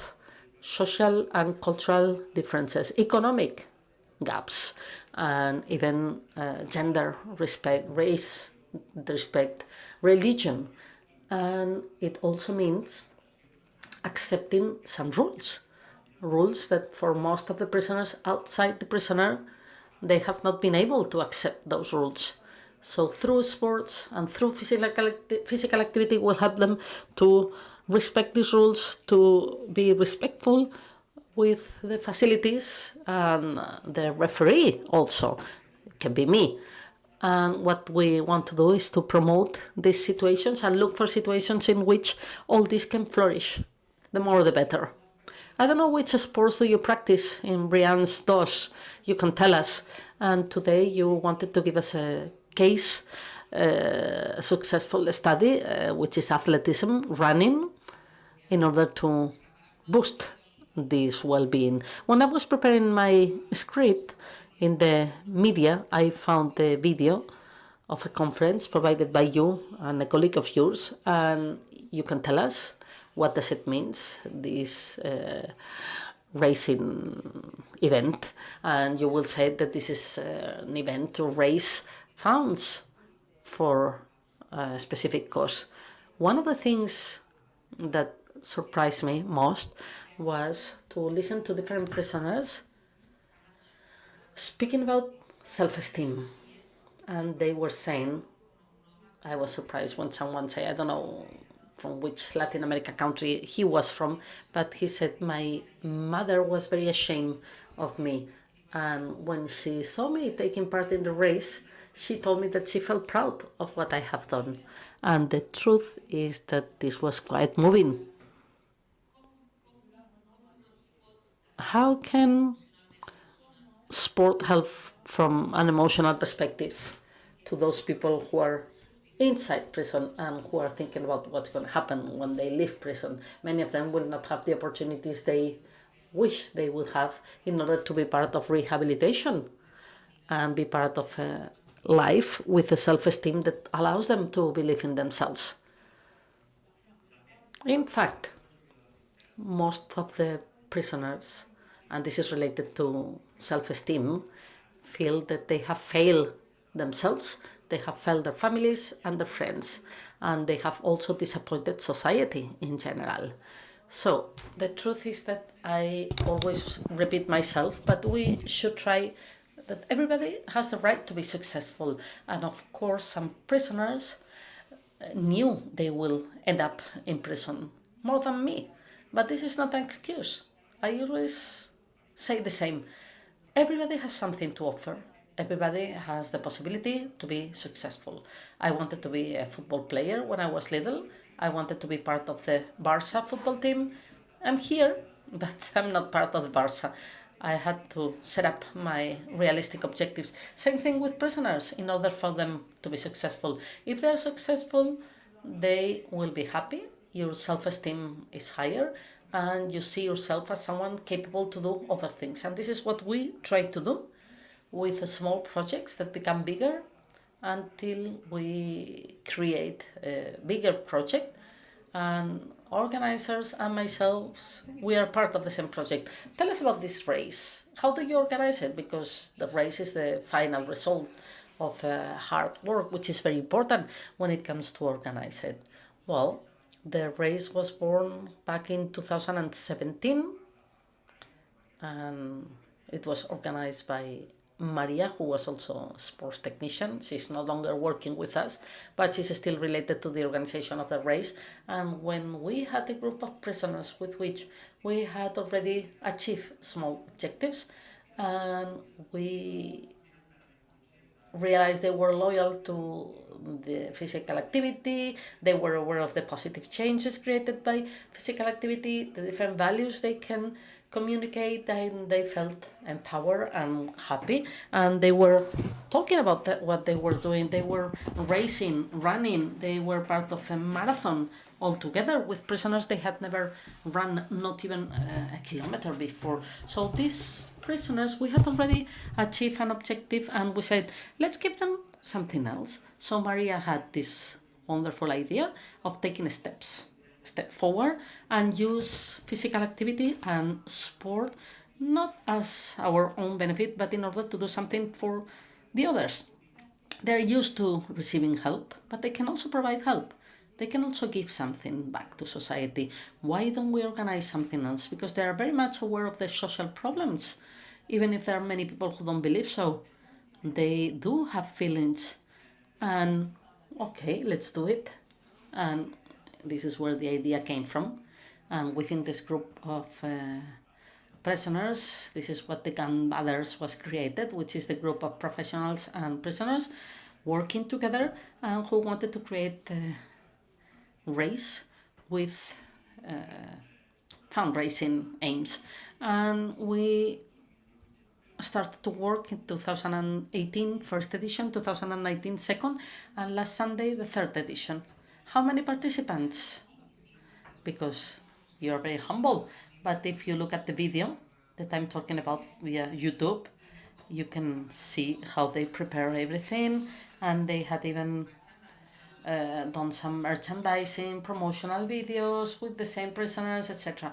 Well, the interesting thing, because there are many races with fundraising, but there is no fundraising race which comes from a prison, and what is more important, who is creating it, who is behind? Because yes, behind, anybody can think about a group of professionals, 3 professionals, or used to be professionals, but the most important thing is that everything goes through the hands and heads of the prisoners. They are the ones making the proposals. We just guide them, walk along them with the process. Of course, we don't come from the world of creation of events, sports events. We are just technicians, and that's all. So we work together with them. This is a common practice, and a practice that we all unite our efforts, and everything which can be done by any of us, we do it from the prison, anything. And if we cannot do it, we ask for help. For example, the General Secretary of Sports, we ask for t-shirts because we cannot provide the t-shirts. But when we are told that we will write on them, no, we have our plastic art prisoners who work at the workshop, and we also have a specific plate and with ink, it's not graphic design, and one by one, 20 maybe t-shirts. And the prisoners who are working in this activity with this coach are involved in this, and they are part of the race and the organization. And many other examples, trophies, contacting, because we cannot offer ambulance service, of course, but we can get in touch with the Red Cross. We send them the email, the prisoners send them the email, we look for volunteers, everything. How many people participated? 920, more than previous editions. And the participation, official numbers, we don't have them. And what was the fundraising for? It was for research on Rett syndrome, which is one of these rare diseases, and Berta's therapies. And Berta is someone who suffers of the Rett syndrome. And with these groups of prisoners, when we started organizing the race, we ran a marathon, therefore with her wheelchair. And also people with other capacities participate in the race. People with other capacities, people in wheelchairs, etc. Yes, in the race, when we started participating in these races, the prisoners have already achieved the objective of finishing a race, a half a marathon, and they realized that there were people who were pushing a wheelchair with a handicap, and they want to help because they are used to being helped and they know they can help.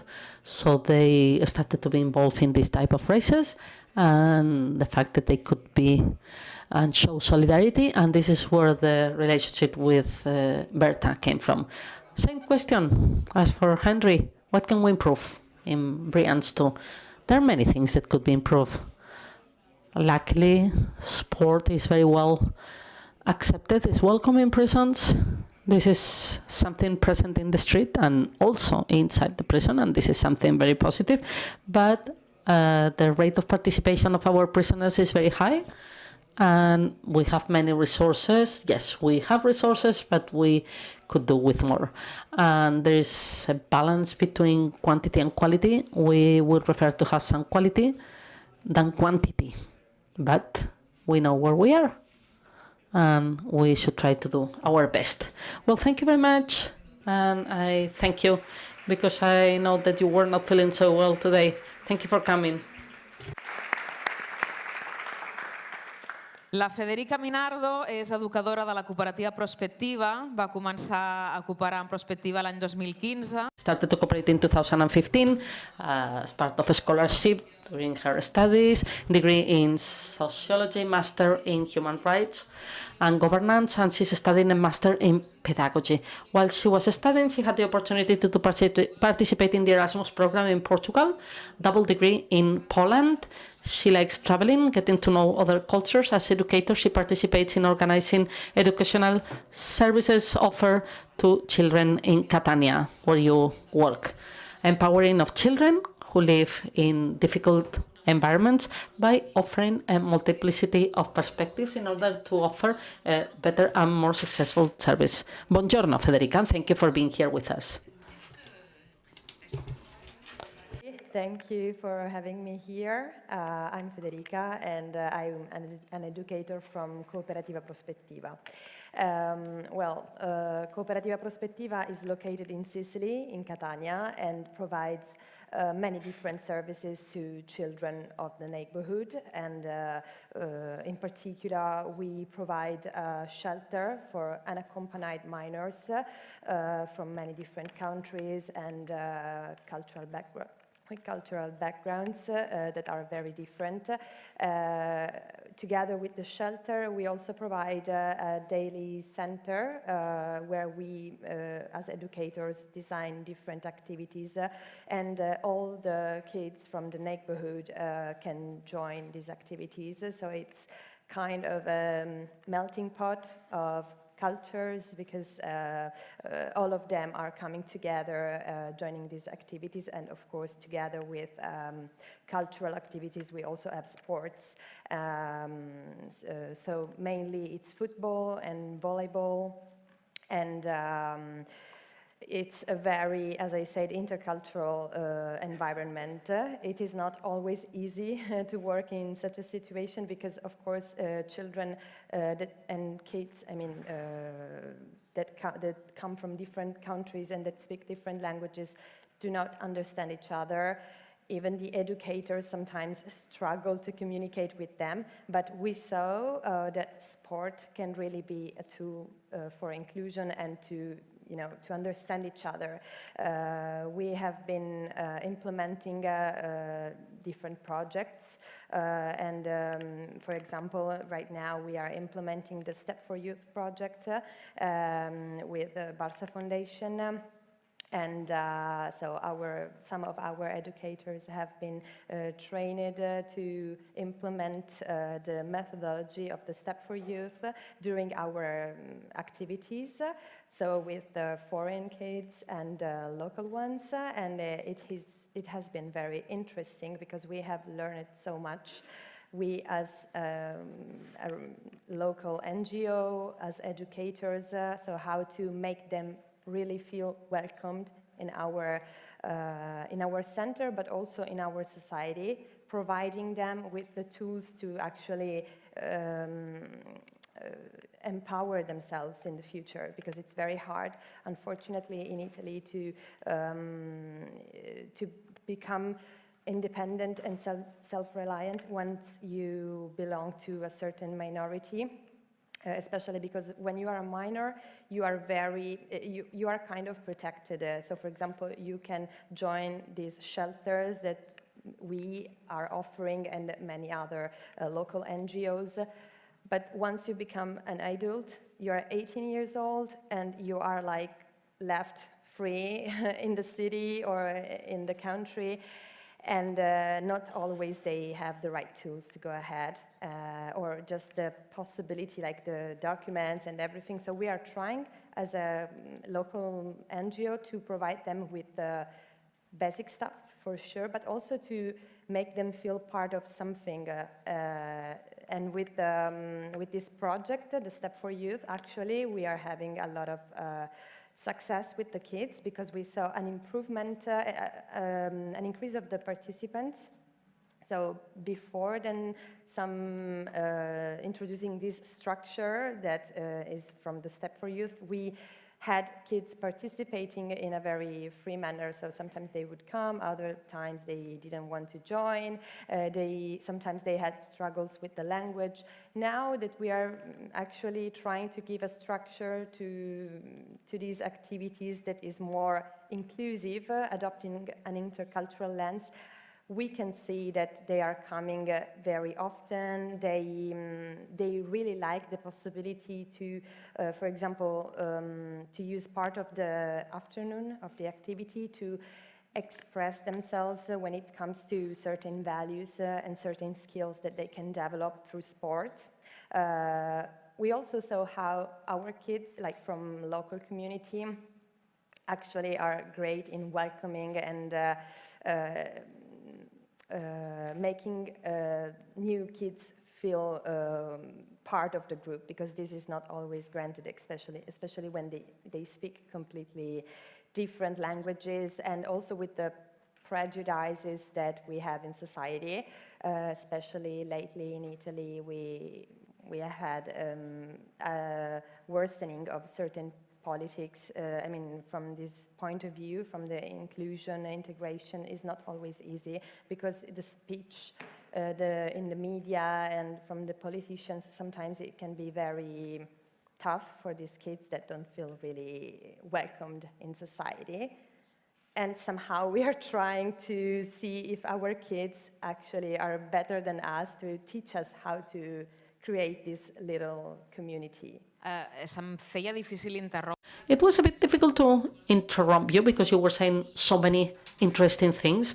Let me take a couple so you can dwell on them. You have mentioned a problem that we all suffer, and it's something suffer in many countries of this European Union. What can we do with these unaccompanied children when they turn 18? Many of them, they don't have any possibilities for the future. They don't have the possibility to be able to work or to have a residence under proper conditions. So this is one of the things that you have mentioned.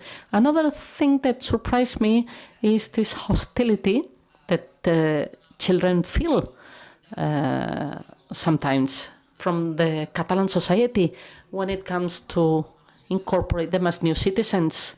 The media and the politicians, the Italian ones you said, are not working the proper way, in your opinion, in this situation. And the other question I would like to ask you is, if you have time to answer, is that if you can tell me about this melting pot. What are the profiles of these children? These are children coming in migrant boats from the north of Africa, from the east of Europe, from conflicts such as the one of Syria, Eastern Europe, economic crisis result. How are the children part of this association? So let's start with the first question related to the hate speech and how these kids actually don't feel, kids as well as the minorities in general, don't feel always very welcomed.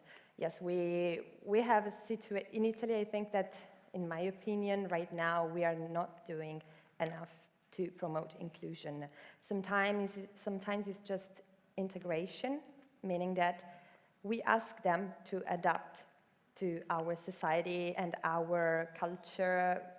We never put ourselves in their position and understand actually what it means to renounce to certain stuff. We always try in the cooperative as educators, and we also, try to help kids to do the same, to feel what the other people feel.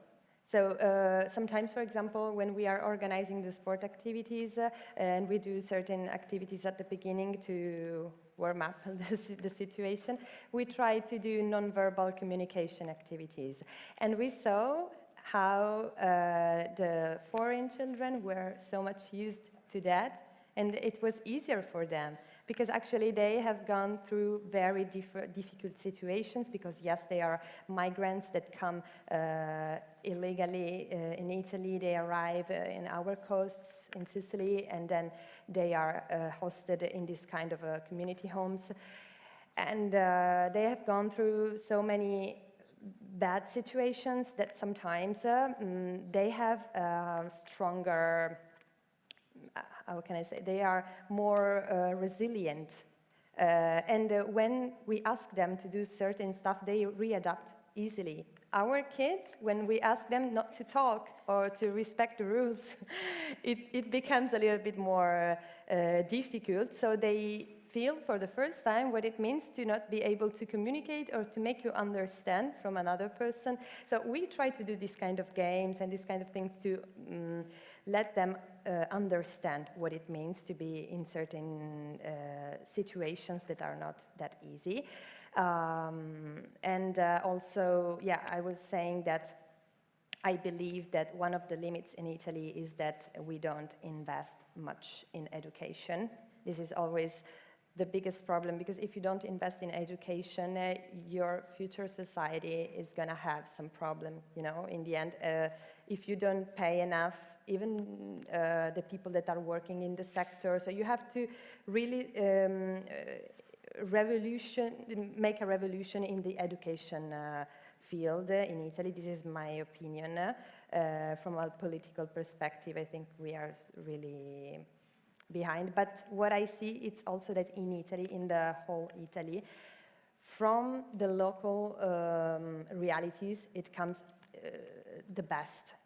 We have so many nice experiences and best practices that come from below, and this is very good because they give examples to bring in other contexts. For example, we are adopting the methodology that I told you before from the Step for Youth. Previously, it was the football net, but still we are adapting all of these to our kids, to our situation, because when we welcome them, we try to give them psychological support as well. We try to know them and to see what is their story. So we always try to personalize the activity and the impact that we have on them. These kids, about the profile, well, this is a melting pot because there are many different people involved. There are kids from the community homes that come from different countries. So we have sub-Saharan Africa countries. We have people from Morocco, from Tunisia, from Bangladesh, Pakistan. We also have some kids from Romania, second-generation kids. So the cooperative offers shelters also to the local kids that have troubles at home with their families or that don't have families. So, of course, people coming from harsh situations, that's for sure.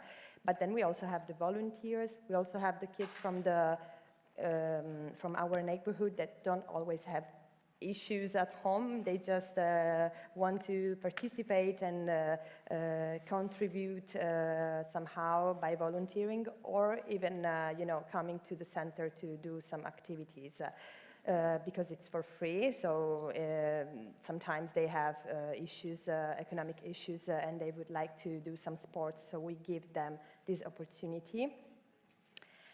But in the end, all these people together, divided into groups, of course, depending on the age and the number, because with COVID we have also some troubles in that sense. Anyway, yes, it's a really melting pot, and educators try their best to ensure, that all the kids feel involved and included. And it's not always easy, of course. Sometimes we even needed a cultural mediator, language mediator, because sometimes they don't speak at all Italian or English, and it can be tough. Gràcies, Federica. Moltes gràcies per la teva intervenció. Thank you, Federica. Thank you for your words.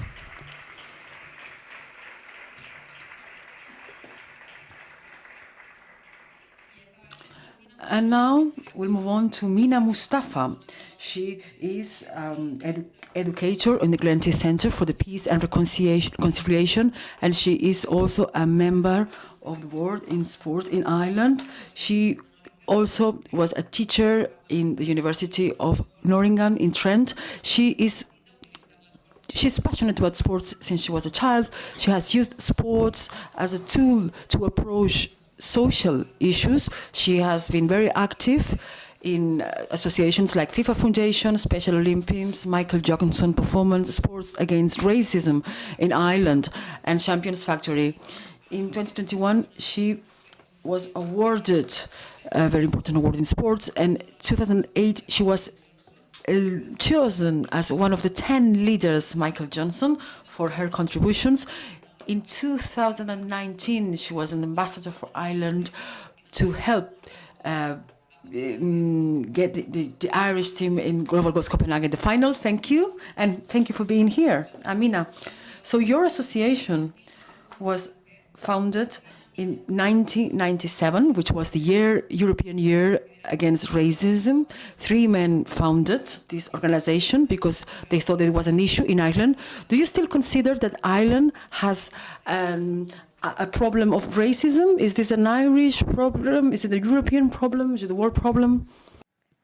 Thank you for having me, and it's a pleasure to be here.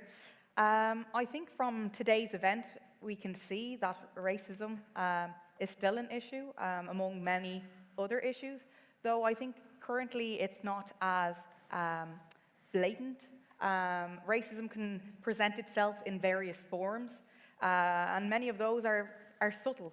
So we have institutional racism, color blindness, which is where we say there's no such thing as race, but that discounts the experiences that people, discrimination that people can face because of the label of race. So there's various forms of racism, but in terms of the Irish context, we have an organization called the Irish Network Against Racism that have an online reporting system for instances of racism. And in 2021, there was 404 cases of racism reported. So that's evident that there's still racism currently ongoing. But also, if we just take a look at our educational institutions, businesses, and we look at those in positions of leadership, and look at the diversity there. Is it representative of the community in which we're living? Oftentimes, it isn't the case. And that can be a form of racism in terms of access to employment opportunities, access to education that discriminates against certain groups and not others. So to that question, yes, there is racism in Ireland, and I think ongoing racism in Europe. We've seen that you work with 3 sports, athletics, cricket and football.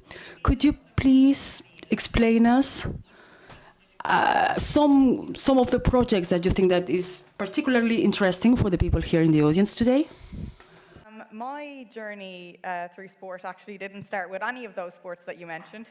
My mum, or my mother, she was very interested in sport at a young age, but because of certain ideas and beliefs around sport, particularly gender ideologies that prevent women from taking part in sport, she was told to stop participating in sport at a certain age, and that's something that we continue to see among certain communities where they're told to take care of children at home or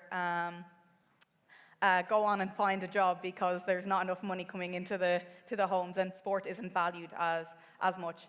But because of that experience, my mother was very interested in getting myself, and I have a twin sister, involved in sport. So we were signed up to swimming, taekwondo, basketball, badminton, athletics was one of them. And it was very much encouraged in our family. And for me, initially, I saw sport as a fun activity and a social activity to make friends. But I soon learned that there was more to sport than physical activity. It was when I joined the organisation you mentioned earlier, Sport Against Racism Ireland, that I realised sport had the potential to do more, to address social issues such as racism and discrimination, and to reach vulnerable communities that otherwise would be excluded from society. So one of the projects I'd like to talk about is called Hijabs and Hat-Tricks, which was set up in 2014 after FIFA lifted the ban on the hijab to encourage young Muslim women to play football. And I think in line with what has been said before, the idea of the FC Barcelona being more than a club, I think our program was very much more than a club. So initially, the project was started in 2014, and that's actually how I began my journey with Sport Against Racism Ireland. I had no interest really in football, but I was very much interested in sport. And I had the founder of this program, Hijabs and Hat-Tricks, reach out to me and say, would you be interested in joining a group of girls to play football? And I just saw that as another activity to join in. But I later realized it was more than just a club. This particular program, while it did encourage young Muslim women to play football, it also focused on bonding exercises, so creating a sense of community, belonging, and unity. So how that was implemented was we would have a training session, but afterwards we would go for dinner together, or we would visit a local stadium together. We would have other bonding activities that looked more specifically at the issues we were facing, such as identity workshops, where we asked ourselves, and this was a facilitated dialogue, in terms of who am I? How am I perceived by people that live in my community? How do I want people to perceive me? And through these bonding activities, we found that there was a strong relationship that was being built, a relationship where there was trust. And that's very important when you're talking about personal issues that people are facing in their daily lives. And with the sharing of stories, people felt like they're not alone in their experience. While everybody's experience is unique, there was common threads that would emerge through the sharing of stories. And sport was a platform to have those voices heard, which I think is very important, particularly when people come from marginalized communities where that voice isn't the dominant narrative. Sport Against Racism Ireland linked a lot of the women in our program and other programs within SARI up with other institutions. So for example, there's an NGO or an institution called the European Network Against Racism. And a lot of the women in our program had faced instances of racism.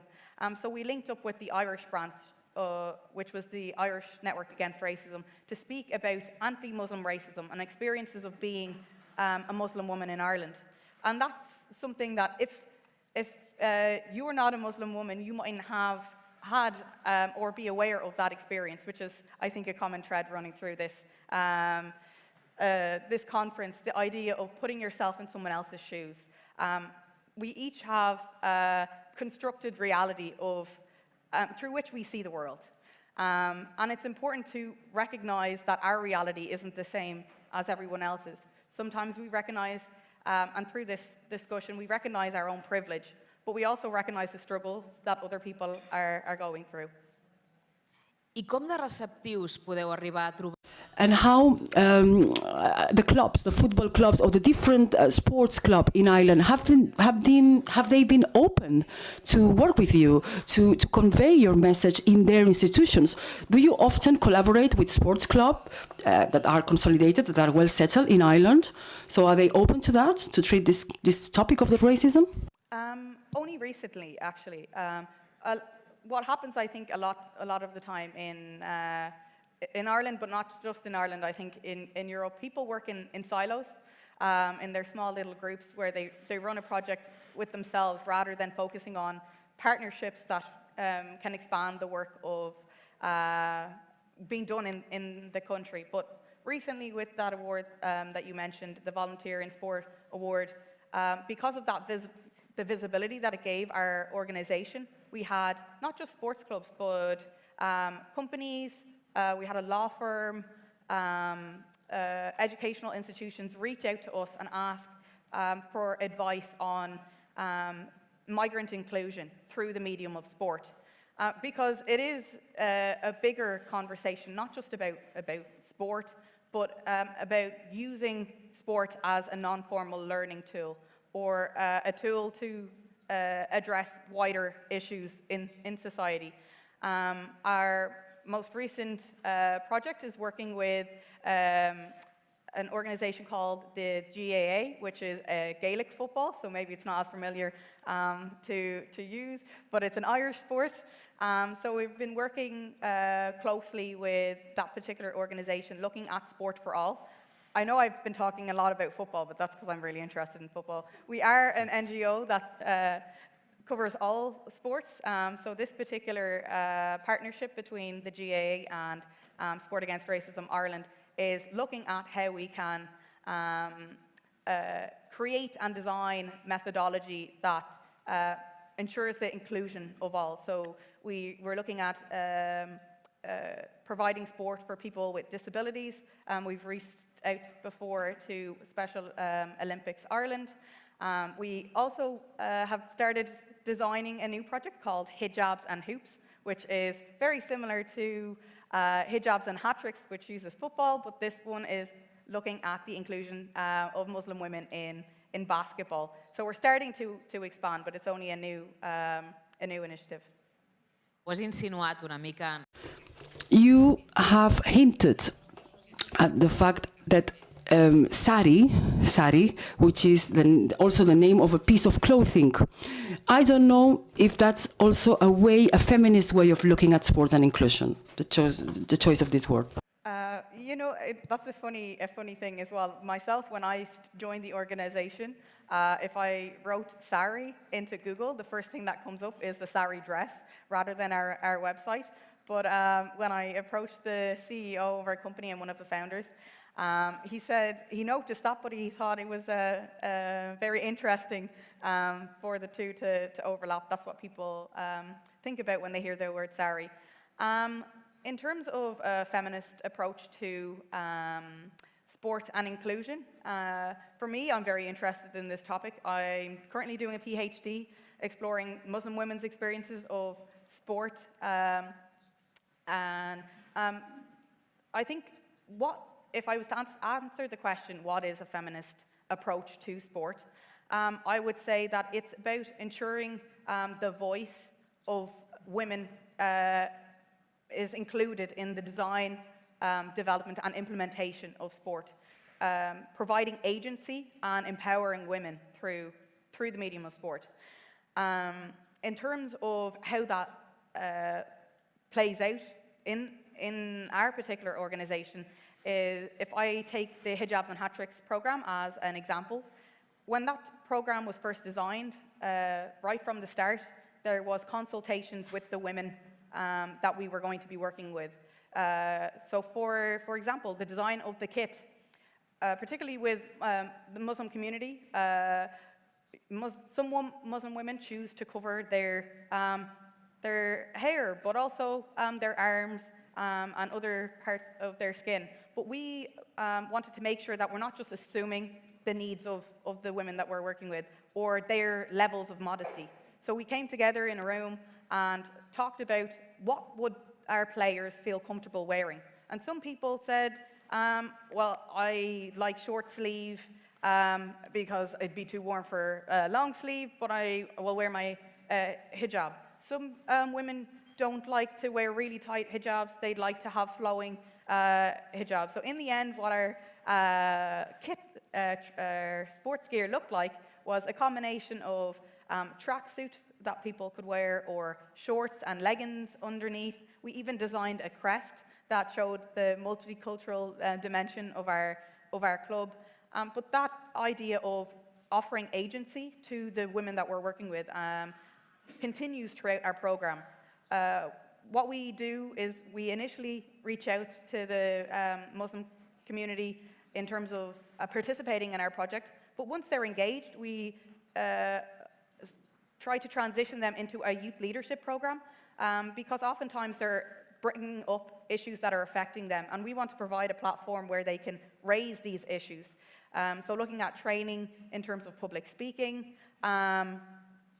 training in terms of just boosting self-confidence in the ability to be able to raise your issue. And oftentimes what we find, and I'm an example of it, I started off as a participant, that we have women that come through the program as a participant and take on leadership positions within the organization. So I was very much excited at the idea of sport being used for something, which I'd never heard of before. So I just initially signed up to answer emails. And then I realized that there were so many other institutions doing something similar. And I had creative ideas in terms of what the program could do. I became the program coordinator for the Hijabs and Hat-Tricks program. We gained our coaching badges, as many of the women in our team now have. I got more and more and more involved. I was also studying at the same time, but for me, my focus then became sport for peace and development, or sport for inclusion. And now, currently, I'm the board member of Sport Against Racism Ireland. So it clearly shows what our program is trying to do in terms of offering agency in the design and implementation program. And I think in terms of advice for organizations working with migrant and ethnic minority community is to not design a program for a particular group, but design it with them. El meu fill passarà l'any que ve, tot l'any que ve. My son will spend next year to Ireland. Can I send him to your association for him to be a volunteer? We always welcome volunteers. We have an annual soccer fest, which we always have and look for volunteers to participate and learn about sport event management. But we currently have an intern in the program that's supporting us with monitoring and evaluation. So it's up to your son in terms of what program he'd like to get involved with, but we always open our doors to volunteers. Bé, moltes gràcies. També una... Thank you. A big round of applause for Mina.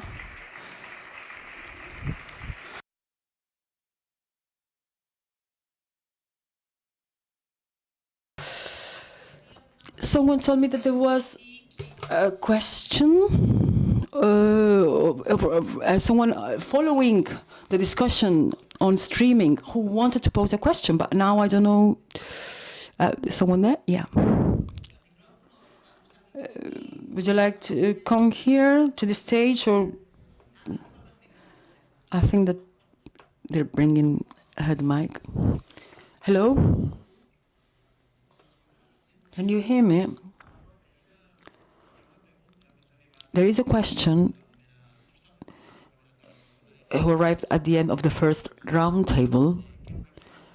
This person is Ken McHugh from Sports Against Racism Ireland, and the question is, how could we introduce a school curriculum that includes sports and human rights all around Europe? Could we include a European curriculum for schools? This question, I guess, is for... Yeah, it was for the first roundtable. It was more for the first roundtable, and I guess they're not here anymore. Could we send her this question so that she answers it on, even if it's later? Yeah, but if someone from this roundtable wants to also address this topic, I don't know if Yeah? I don't mind. I think that question might have been directed to Philippe from UNESCO, but I know we have a UNESCO chair on inclusive sport based in Ireland, and based off my experience and engagement with them, I think partnerships is very important to the implementation of curricula that promotes human rights through the medium of sport. Talking from an Irish perspective, sport isn't valued as much as it should be in education. Oftentimes it's seen as just an extracurricular activity rather than an activity that should be prioritized. I think it's particularly important now with a growing diverse community. As Frederica mentioned, sport can be used or can be a way of transcending language, particularly in education systems when there is a language barrier. Sport can ensure that everyone is included. I think there's a particular emphasis on the power of demonstration to ensure inclusion through the medium of sport. Particularly in Ireland, there isn't really an inclusion of sport being used for something in the education system. So I think potentially on the 6th of April, the International Day for Sport for Peace and Development, that could be emphasized and people could push for the inclusion of sport and human rights in the education system across Europe. Hi ha algú que tingui ganes d'adreçar alguna... Any other question? Any other comment? And does someone want to I don't know, give an example? Someone there? Perhaps now it's the moment. Hello. Good morning. Thank you for the conversation. I'm doing a PhD in the Birmingham University, and I would like to ask our panelists if they could share good practices with the inclusion of people with disabilities in the sports arena. I'm asking this because sometimes we tend to talk about different people with different capacities, but my question is more focused on disability, people with disability, because they have big challenges and they don't feel integrated when an activity is being carried out or developed. Thank you. I'm not going to say that you're going to be amazed in a while, but you will be amazed in a short while. Well, in our sessions, in our groups, we do have people with disabilities. And because we have these people, we adapt the activities for them. We want them to participate. And we have good examples of groups with people with disabilities that are delighted to be a part of the project, yeah.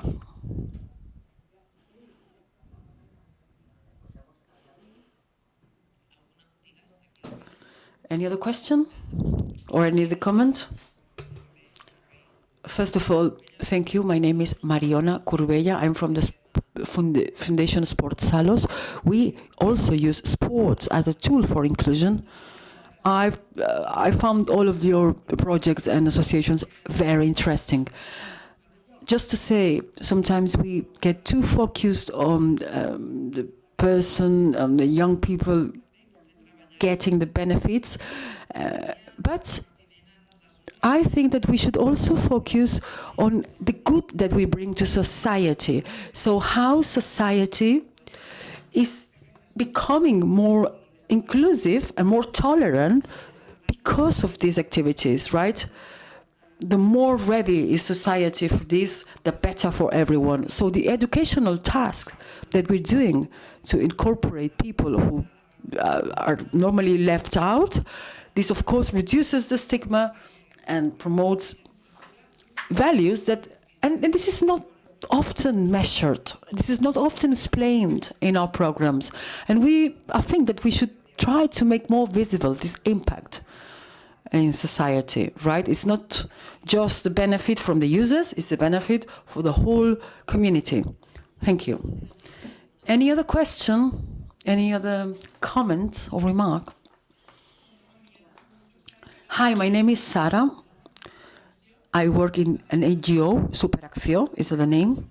We also work on social inclusion through sports, but not only through sports, also through physical activity, physical exercise, emotions, feelings. During the break, I was talking to Rita, and I was telling her that affection, emotions, feelings are very important for us. Sports can be a double-edged sword. It can be a tool for inclusion, but if it's very much focused on competition, and then it can also convey a whole different set of things. And for us, we try to be very, very active in the emotional side. We normally, with our users, so those are normally people who have unaccompanied minors, so come here without adults, and they need a lot of emotional support. And this is why we collaborate with a psychiatrist team, intercultural team, specialized on psychology, and that's very important. Everybody's talking today about the mental health of the young people and how difficult it is for them, for most of them, not only the ones who come from other places, other countries, even the local ones, how difficult it is for them to find hope and to because there are lots of crises going on, and they have been going through all of this in the recent years. And so I have a comment, this was my comment, and my question is, how do you work emotions and mental health in your associations or in your programs? Do you have this also in consideration? I think that they need to feel, we need to create a trust environment. So in my case, that I work with people in prison, young people in prison,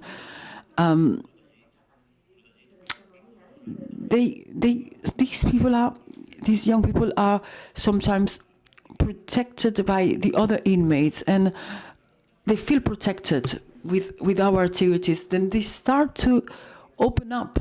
They start to feel safe, in a safe space where they can open up and where some habits can be reinforced, and so we help them to have safe relationship with others, and we make them feel part of a group. Something about that.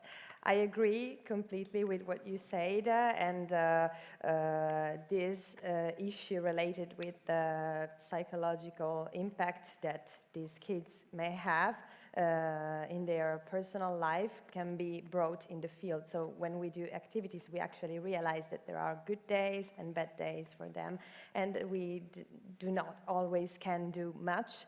Sometimes we are successful in creating a safe environment and make them feel better, but sometimes it's not that easy. We have psychologists working inside the cooperative, and for example, for the kids that are living in the shelters, so in the community homes, they have weekly meetings with the psychologists. They try to figure out what is the best path for them to go through these issues that they are having. But also for the kids that just come to join the local kids that come to join the activities, we offer this kind of support because we know the families, and we are working as a net in the whole city, because we work, for example, with psychiatrists team of the local municipality. So we basically work with a lot of other associations and public services that provide mental health, even though I have to say that we have huge limits, barriers that are due to the probably economic issues, fundings that are the mental health is not seen as the main problem in certain situations, and instead it is because these kids sometimes receive, for example, so many information in internet, and they do not always know how to select this information and handle this. So we meet them every afternoon to do certain activities, but we see how they are going through struggles sometimes.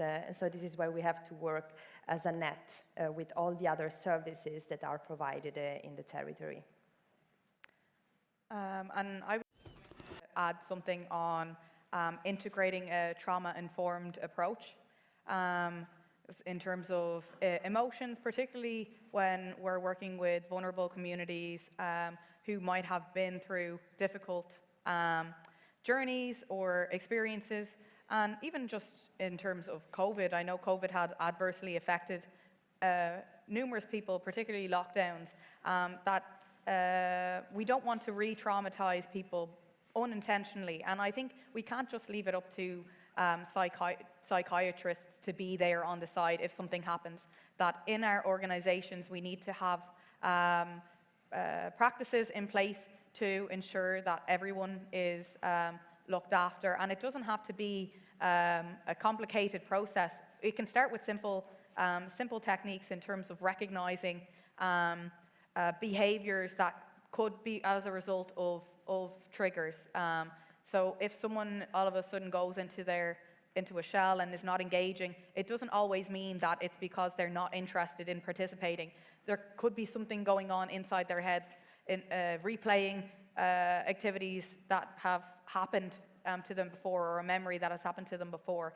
And simple activities or coping strategies can include just breathing techniques at the start of a session, where you're supporting the young people or any age, a participant with reconnecting with their body and keeping them grounded so that they're aware of their body's response to certain situations, and they recognize that their shoulders are tense. Maybe they had a stressful day, and something that happens is just pushing them over the edge where they have a reaction.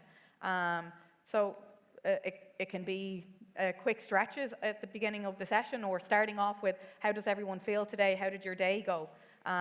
To encouraging reflection at the end of the session, how we're feeling and how we're going to move on from the day. And that's how we can keep in mind feelings and emotions of the people that we're working with. Moltes gràcies. Thank you. One more question? One more question, and that would be the last one, because after that we have the icing of the cake. Hi, my name is Celso Perez. I'm director of the Foundation Gavina. We worked with young people and children from the Raval neighborhood, which is a neighborhood in Barcelona with a huge amount of social problems. And so I think we are more or less the same. We do more or less the same thing as Federica. We project lots of activities with them, taking into account their emotions and feelings. We try to help them to get access to the labor market when they are a bit older. And we use sports as well. But there's a contradiction that comes into play here. The director of the foundation, of one of the first panelists, kind of talked about it, which is football. All of you have talked about football and how important it is in your associations. And what we found in our foundation is that the goal is that all of them want to become football players, professional football players. They want to have this huge car, this huge house.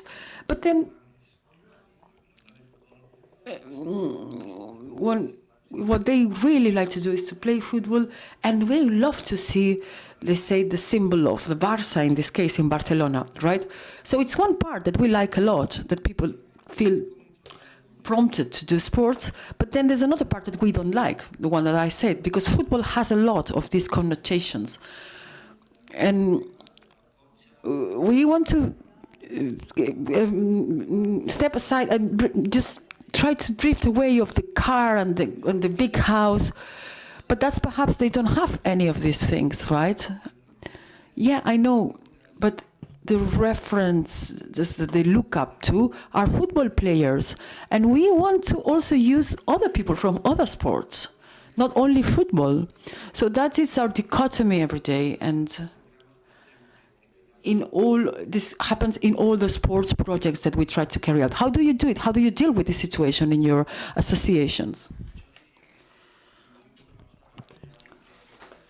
I would say, and I've also said that I wanted to become a football player as a kid, and I don't miss any Barça match. So I'm a football fan, but I try not to use football as much in my job, because I try to make them see that football nowadays has gone beyond all limits, but that it has quite some negative connotations. I think that we can find some of these positive values in other sports, not only in football. And this is just that we have to do, but not just the four of us who are on the ground, but also this happens everywhere. There are many interests involved, economical interests and political interests. It's very difficult to fight against the situation, but we only can do so much. But I try to at least do my bit to just show them that it's not only football, that you can find these good positive values in other things. I will give an example. It's bowling, the Catalan bowling. It's a specific type of bowling that we have here in Catalonia. And some people were against it. They said, no, I'd rather play petanque. That's not really interesting. I'm not really interested. So you have to give them the opportunity of trying new things. You have to have a wide range of possibilities to offer, so that they see that it's not only football. Yes, it's true. They are reluctant at the beginning to try other things. But once they try it, they become aware that there's more in life than football. There's more in sports than football. And they even request to do other things. But what's very difficult is to break the ice at first. So try to show them the whole plethora of sports that they can practice, and the lots of them. And we have just introduced goalball. It's very interesting sport. It's it involves a lot of cooperation. Perhaps Mina knows about it, but the values that the women's football, I think that are more interesting than the ones that we can see in the men's football, let's say. Yeah, there's something I say very often, that when you ask how many types of sports are in the world, I always say there are only two, football and the rest of them. But it shouldn't be like that, and it shouldn't be seen like that. Why don't we focus on the other sports? All of them can make amazing contributions, and we don't have to try to become those kids in football players, but in sports men and sports women. Thank you to the four of them. Big applause for them. Now, I invite you to stay here in the audience, because we'll put the icing on the cake. The limits are imposed by ourselves. This is not me who says it, it's Alex Roca. Alex Roca is a sportsman who has finished triathlons and races as Titan Desert. He has a cerebral palsy of 60%. He has undergone 2 procedures in his feet. I only had one, and it's really a struggle. And he is also a specialist in the language sign language. And so his message is that you're the only one imposing limits to yourself.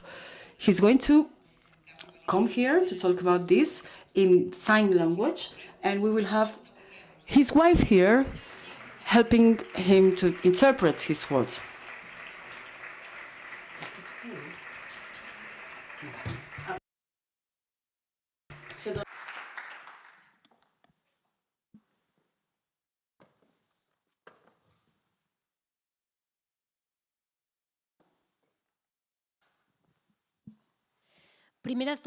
Well, first of all, it's a great honor for me to be here with you. It is a great honor because for me, this was a dream, is a dream. My name is Alex Roca Campillo, and I'm 30 years old. And I have a cerebral palsy of 76% of physical handicap. As she has said before, I always say that I was born normal, in brackets, because normal, to me, I think that it should not exist. What does it mean to be normal? Things change, and the aspects, several aspects evolve. When I was 6 months old, I had the cerebral palsy, encephalitis. You can have it in the skin, the lip, but, well, I had it in the brain. And the doctors told me I had 2 options. I could live in a vegetative state or to die. Yes, twice surgery in the left, hemiplegia in the left, and talking in signs. But here I am to tell you a little bit who am I. I wanted to show you these images because, of course, I'm sure that some of them you're surprised. The T-shirt that I've loved most in my life, the club who has helped me so much.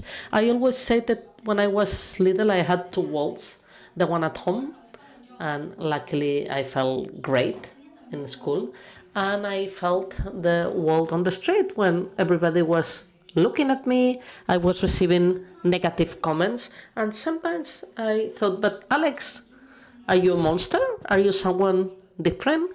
But what happens if you have a good environment, if you have a good attitude, and if you have people who love you around, you have everything. But let me tell you an experience in order to connect and relate my vital experience with sports.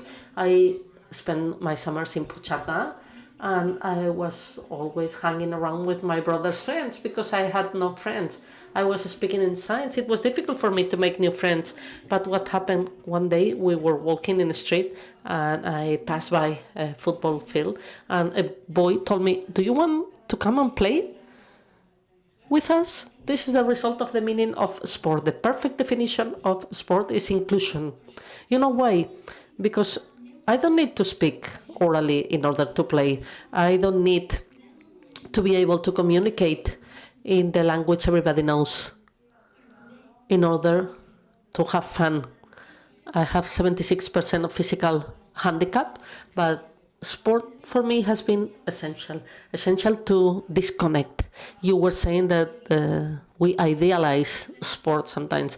We want to be football players, we want to be the best, but I think that the most beautiful thing we can get from sport, what we can absorb, are the values provided by sport, which are effort, sacrifice, being constant, working in a team, and being able to communicate. Because as I have said, communication, and sport is the biggest communication tool.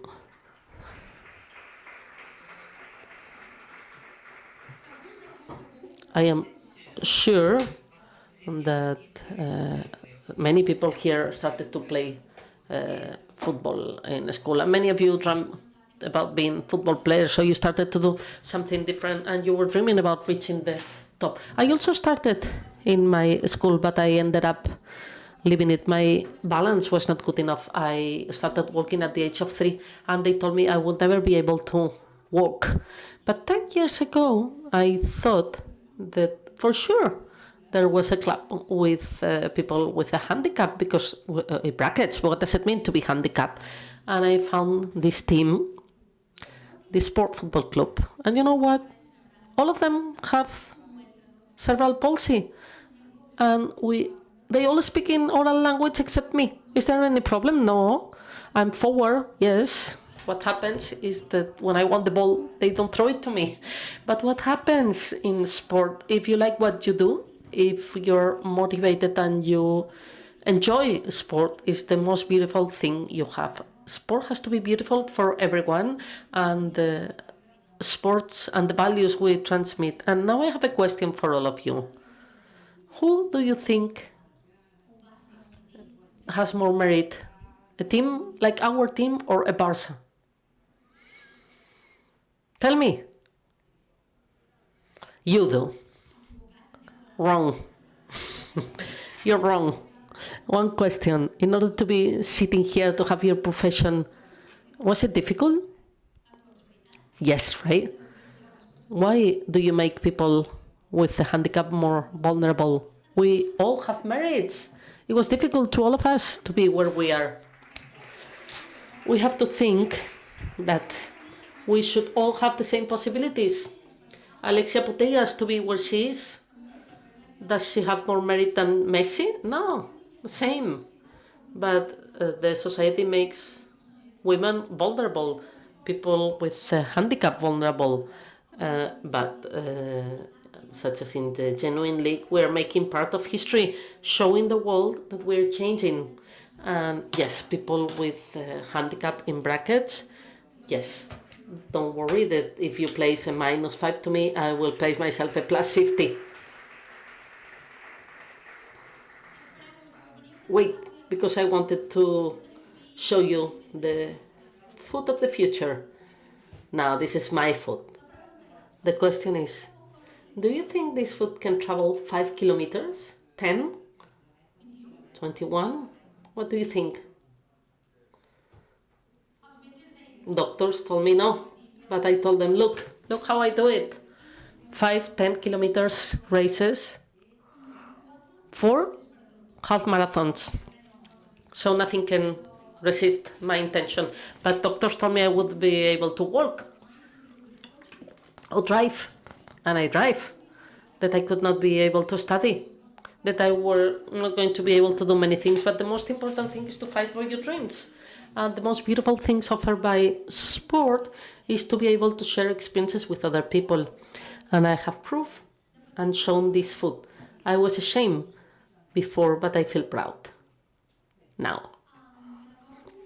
I remember when I was going to see my brother participating in triathlons.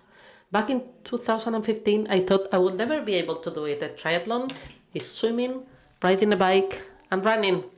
I can't swim because I don't control my glories, and I can swallow up all the sea of Barcelona, and I don't have balance for a bike.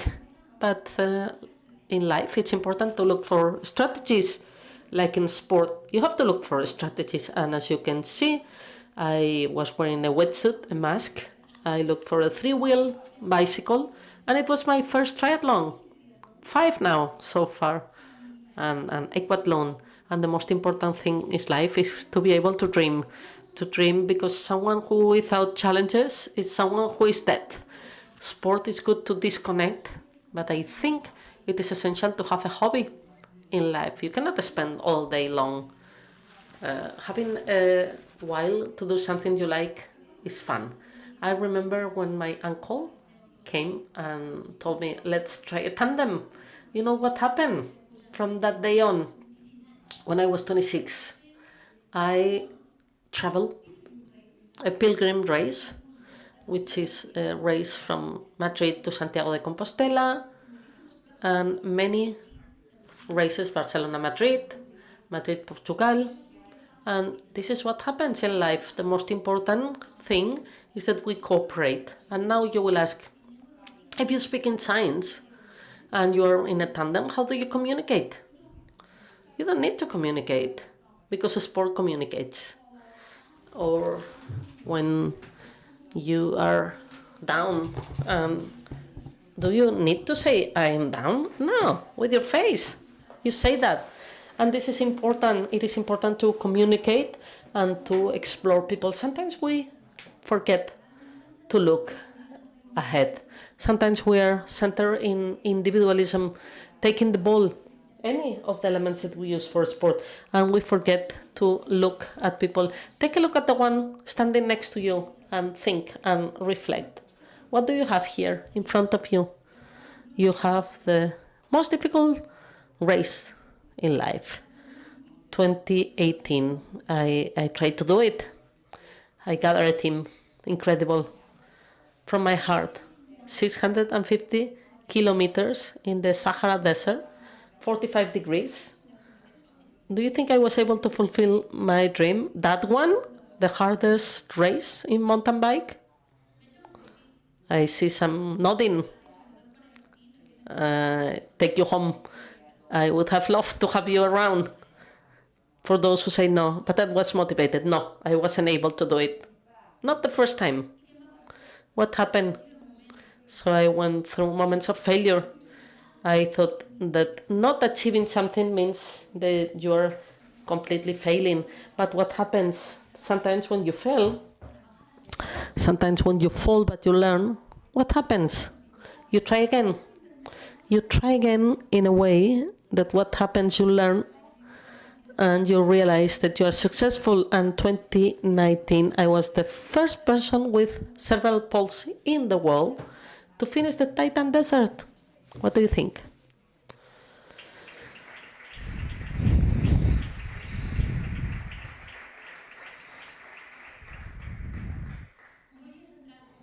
I wanted to speak about these images. I have recovered the image of the beginning. I'm a member of the Barça, and I've been for many years, because my grandfather talked to me about his love for Barça. My grandfather is no longer here, but he's in my heart, and Barça is part of me. I always go on my own. I don't want her to come because she's starting to commenting, who is this, what is this number? I prefer to go on my own, not with her. Have you ever seen, I'm sure you've been to the Camp Nou 1,000 times, have you ever seen who is touching the mobile? Nobody. Where in the world there is nobody playing with the phone? Where there is a place in the world without mobile? And this is the power of a sport. Here you are. And for me, it was super important, but also very important, Joan Laporta, for me. Because you know how I got to know him? When I was little, I remember those typical backpacks of the newspaper, saving coupons. And I was so happy thinking about my mother. And I reached the newspaper stand, and Joan Laporta was there, 2005. And I told him, I really like you.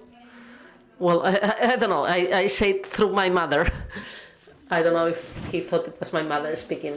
And he told me, do you want to go and see the Barça tomorrow? And since then, he's been incredible, because this team has recovered the values it has for the leader, the trait, the people walking along, and the board making these values possible that have to be recuperated. And I want to thank you for that.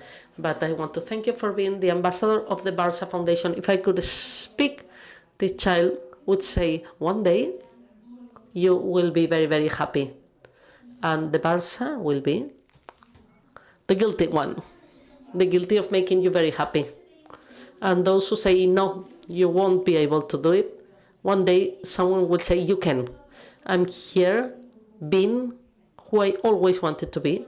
And one day, when I finished my degree on social integration, they didn't want me to give me the title because they told me I couldn't be integrator, because I could not integrate. But here I am, being the integrator I wanted to be, thanks to all of you. So thank you.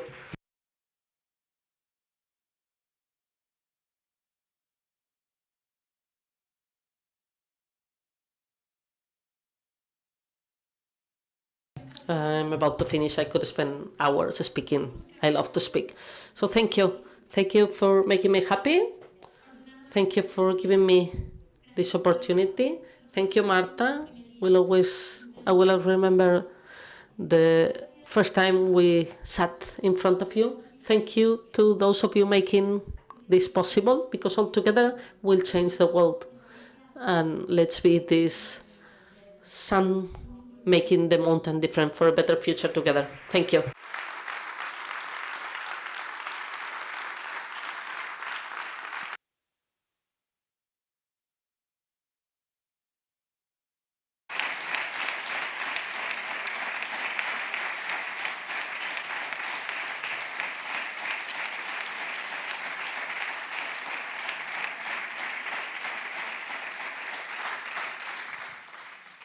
Supereu això.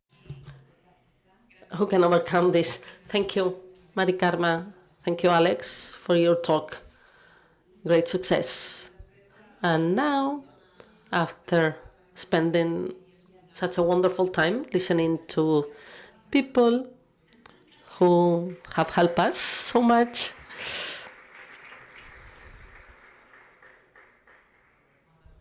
thank you. Listening to such interesting things as the different speakers, it's time to close this conference. And to close the conference, we would like the Counselor of Foreign Affairs, Mrs. Victoria Alsina. Thank you.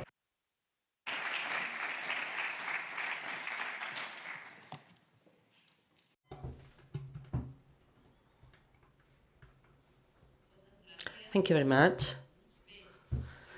Well, I would say that there are complicated things and very complicated things. Speaking after Alec Rota is very complicated. And it's a luxury to be able to do it in a space where so many ideas and projects have been debated and practical experiences. And this is the most important thing in order to be connected and to have the vision of whatever is done and how we can contribute to it. So I would like to start by apologizing for not being able to be in this session, which has worked very, very well. This is the complicated part of the political agendas. You lose control, and sometimes you cannot be as much as you want in all the activities which deserve your attention, and to provide support such as the one that has been uniting us here today. Okay, so I think that some important things have happened today, and the different talks that we have listened to about speakers and experiences talk about a very important idea which is shared by a government, by the Barça Foundation and all the entities, and I want to thank them, working for making sport a tool of social inclusion.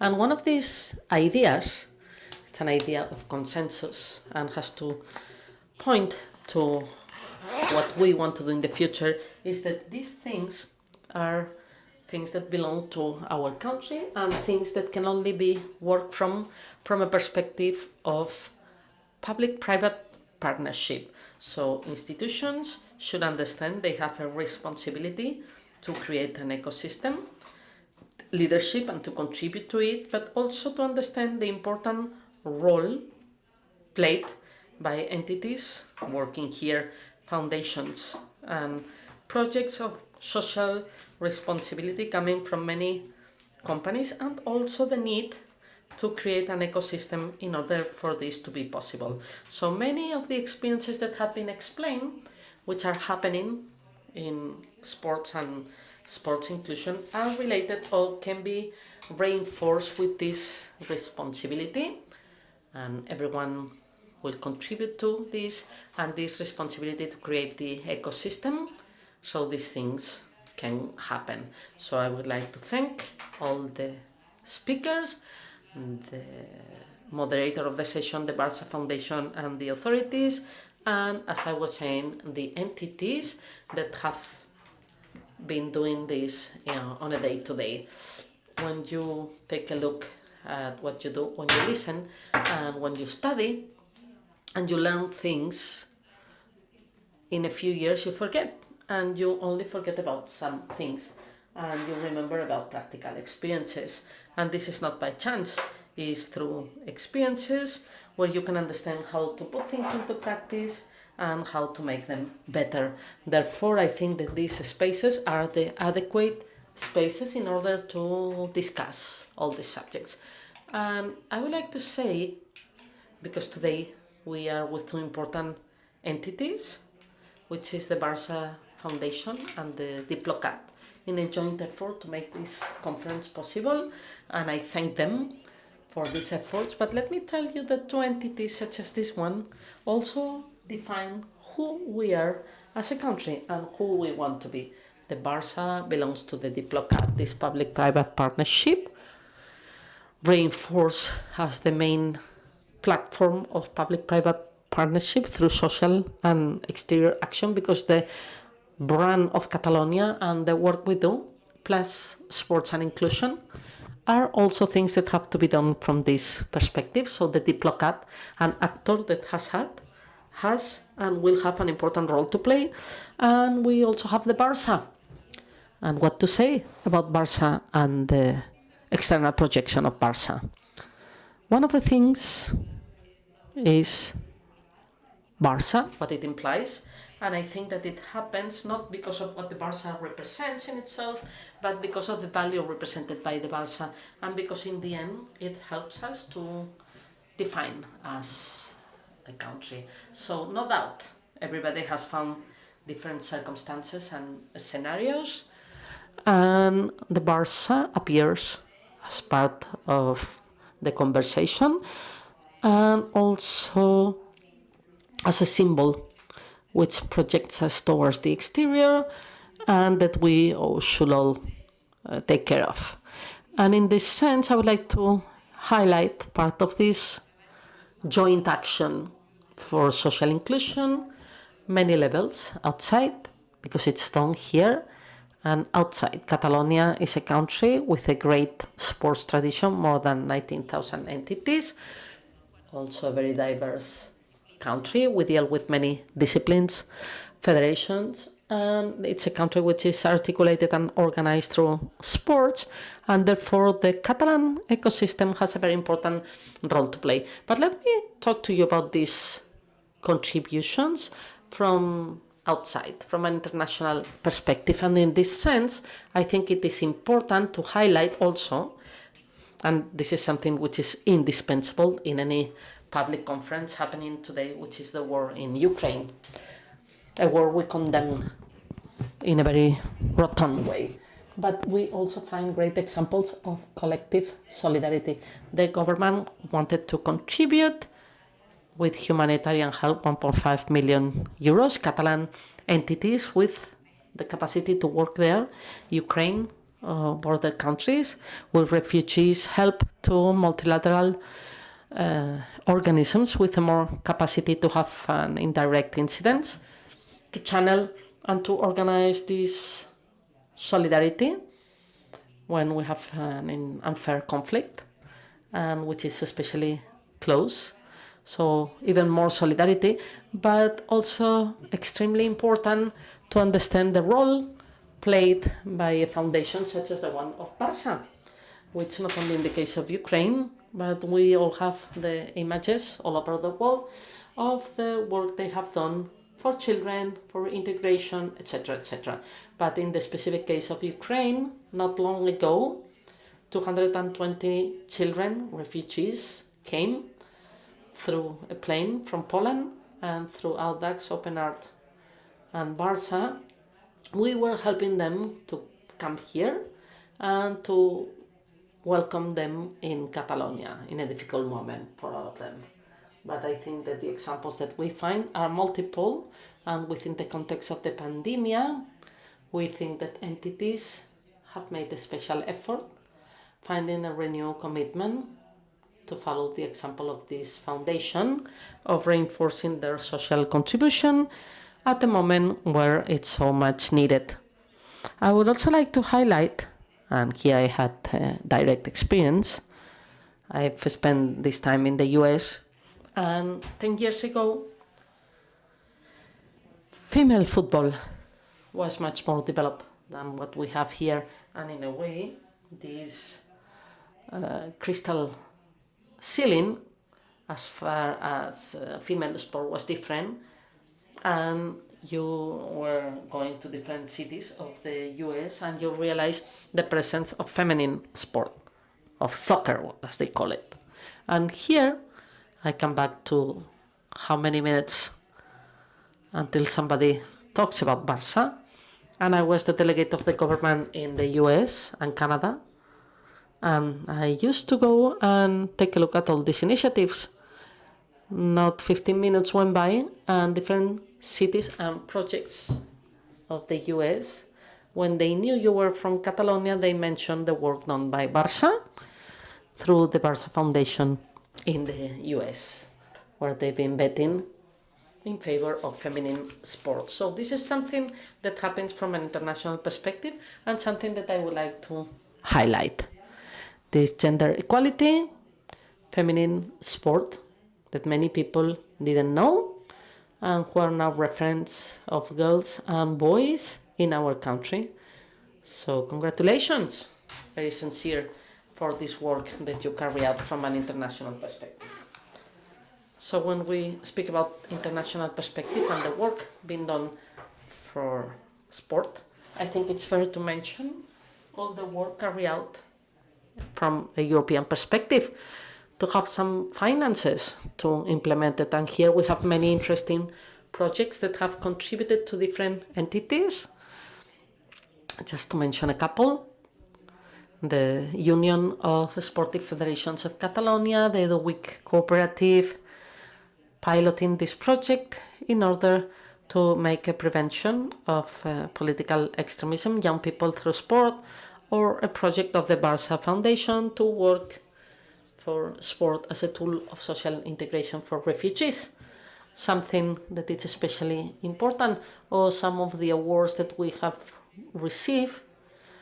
Football and Values, Igualada, one of the finalists of the Be Inclusive Reward of the European Commission. Here we will find many examples, but I thought it was important to mention them to close today's conference. So the most interesting talks are the ones that have already happened, but I just wanted to share with you these messages, to thank DIPLOCAT, the foundation of the Barça, and all the entities that have participated in this inclusion through sport for everything you do on behalf of the government also. And thanks, and tell you our support and encouragement in order to continue working like this. I think that this can define us as a country and can project us to the world, which is a very important thing. And from this scenario, I would like to conclude by saying Visca Catalunya and Visca el Barça. Long life, both of them.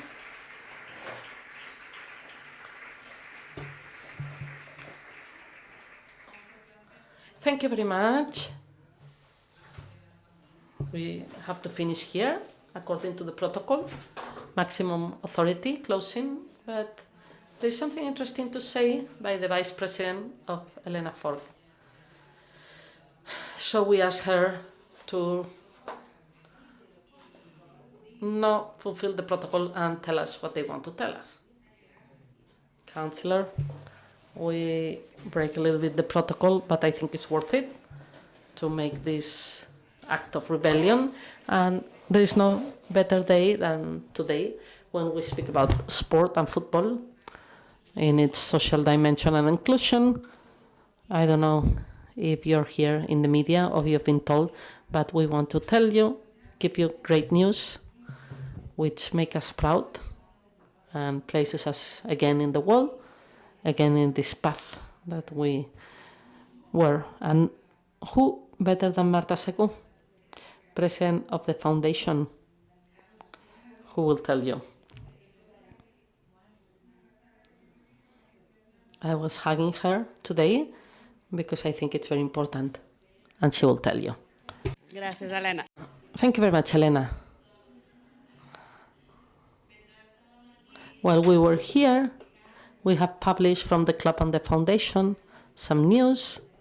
We've been discreet about this, and it is that we have reached an agreement with the UN Agency for Refugees, ACNUR, and next season and for 4 seasons we will have the ACNUR logo at the Barça t-shirt.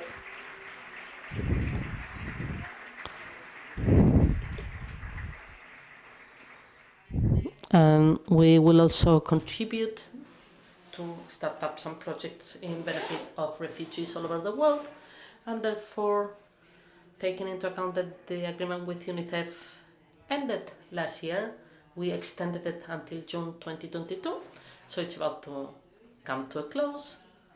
So we betted again for solidarity, 2006 first mandate of Laporta, UNICEF in the t-shirt. It was a revolution in the world of sports sponsorship, a clear bet to give a voice to the most vulnerable children in the world. After this, between UNICEF and the Barça Foundation and the club, to be able to benefit the children, besides the UNICEF logo, this visibility to the agency of the UN, another step forward, a more committed step forward, because the children from all over the world have an incalculable value, but in favor of refugees is a step forward, strong and powerful, more than the one back in 2006.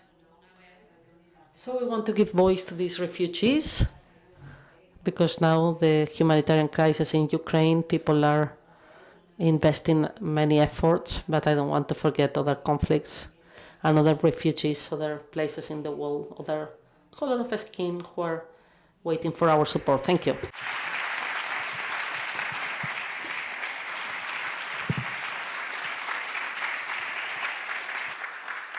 Vostès no les tenien al costat, jo sí, i els hi brillaven els ulls.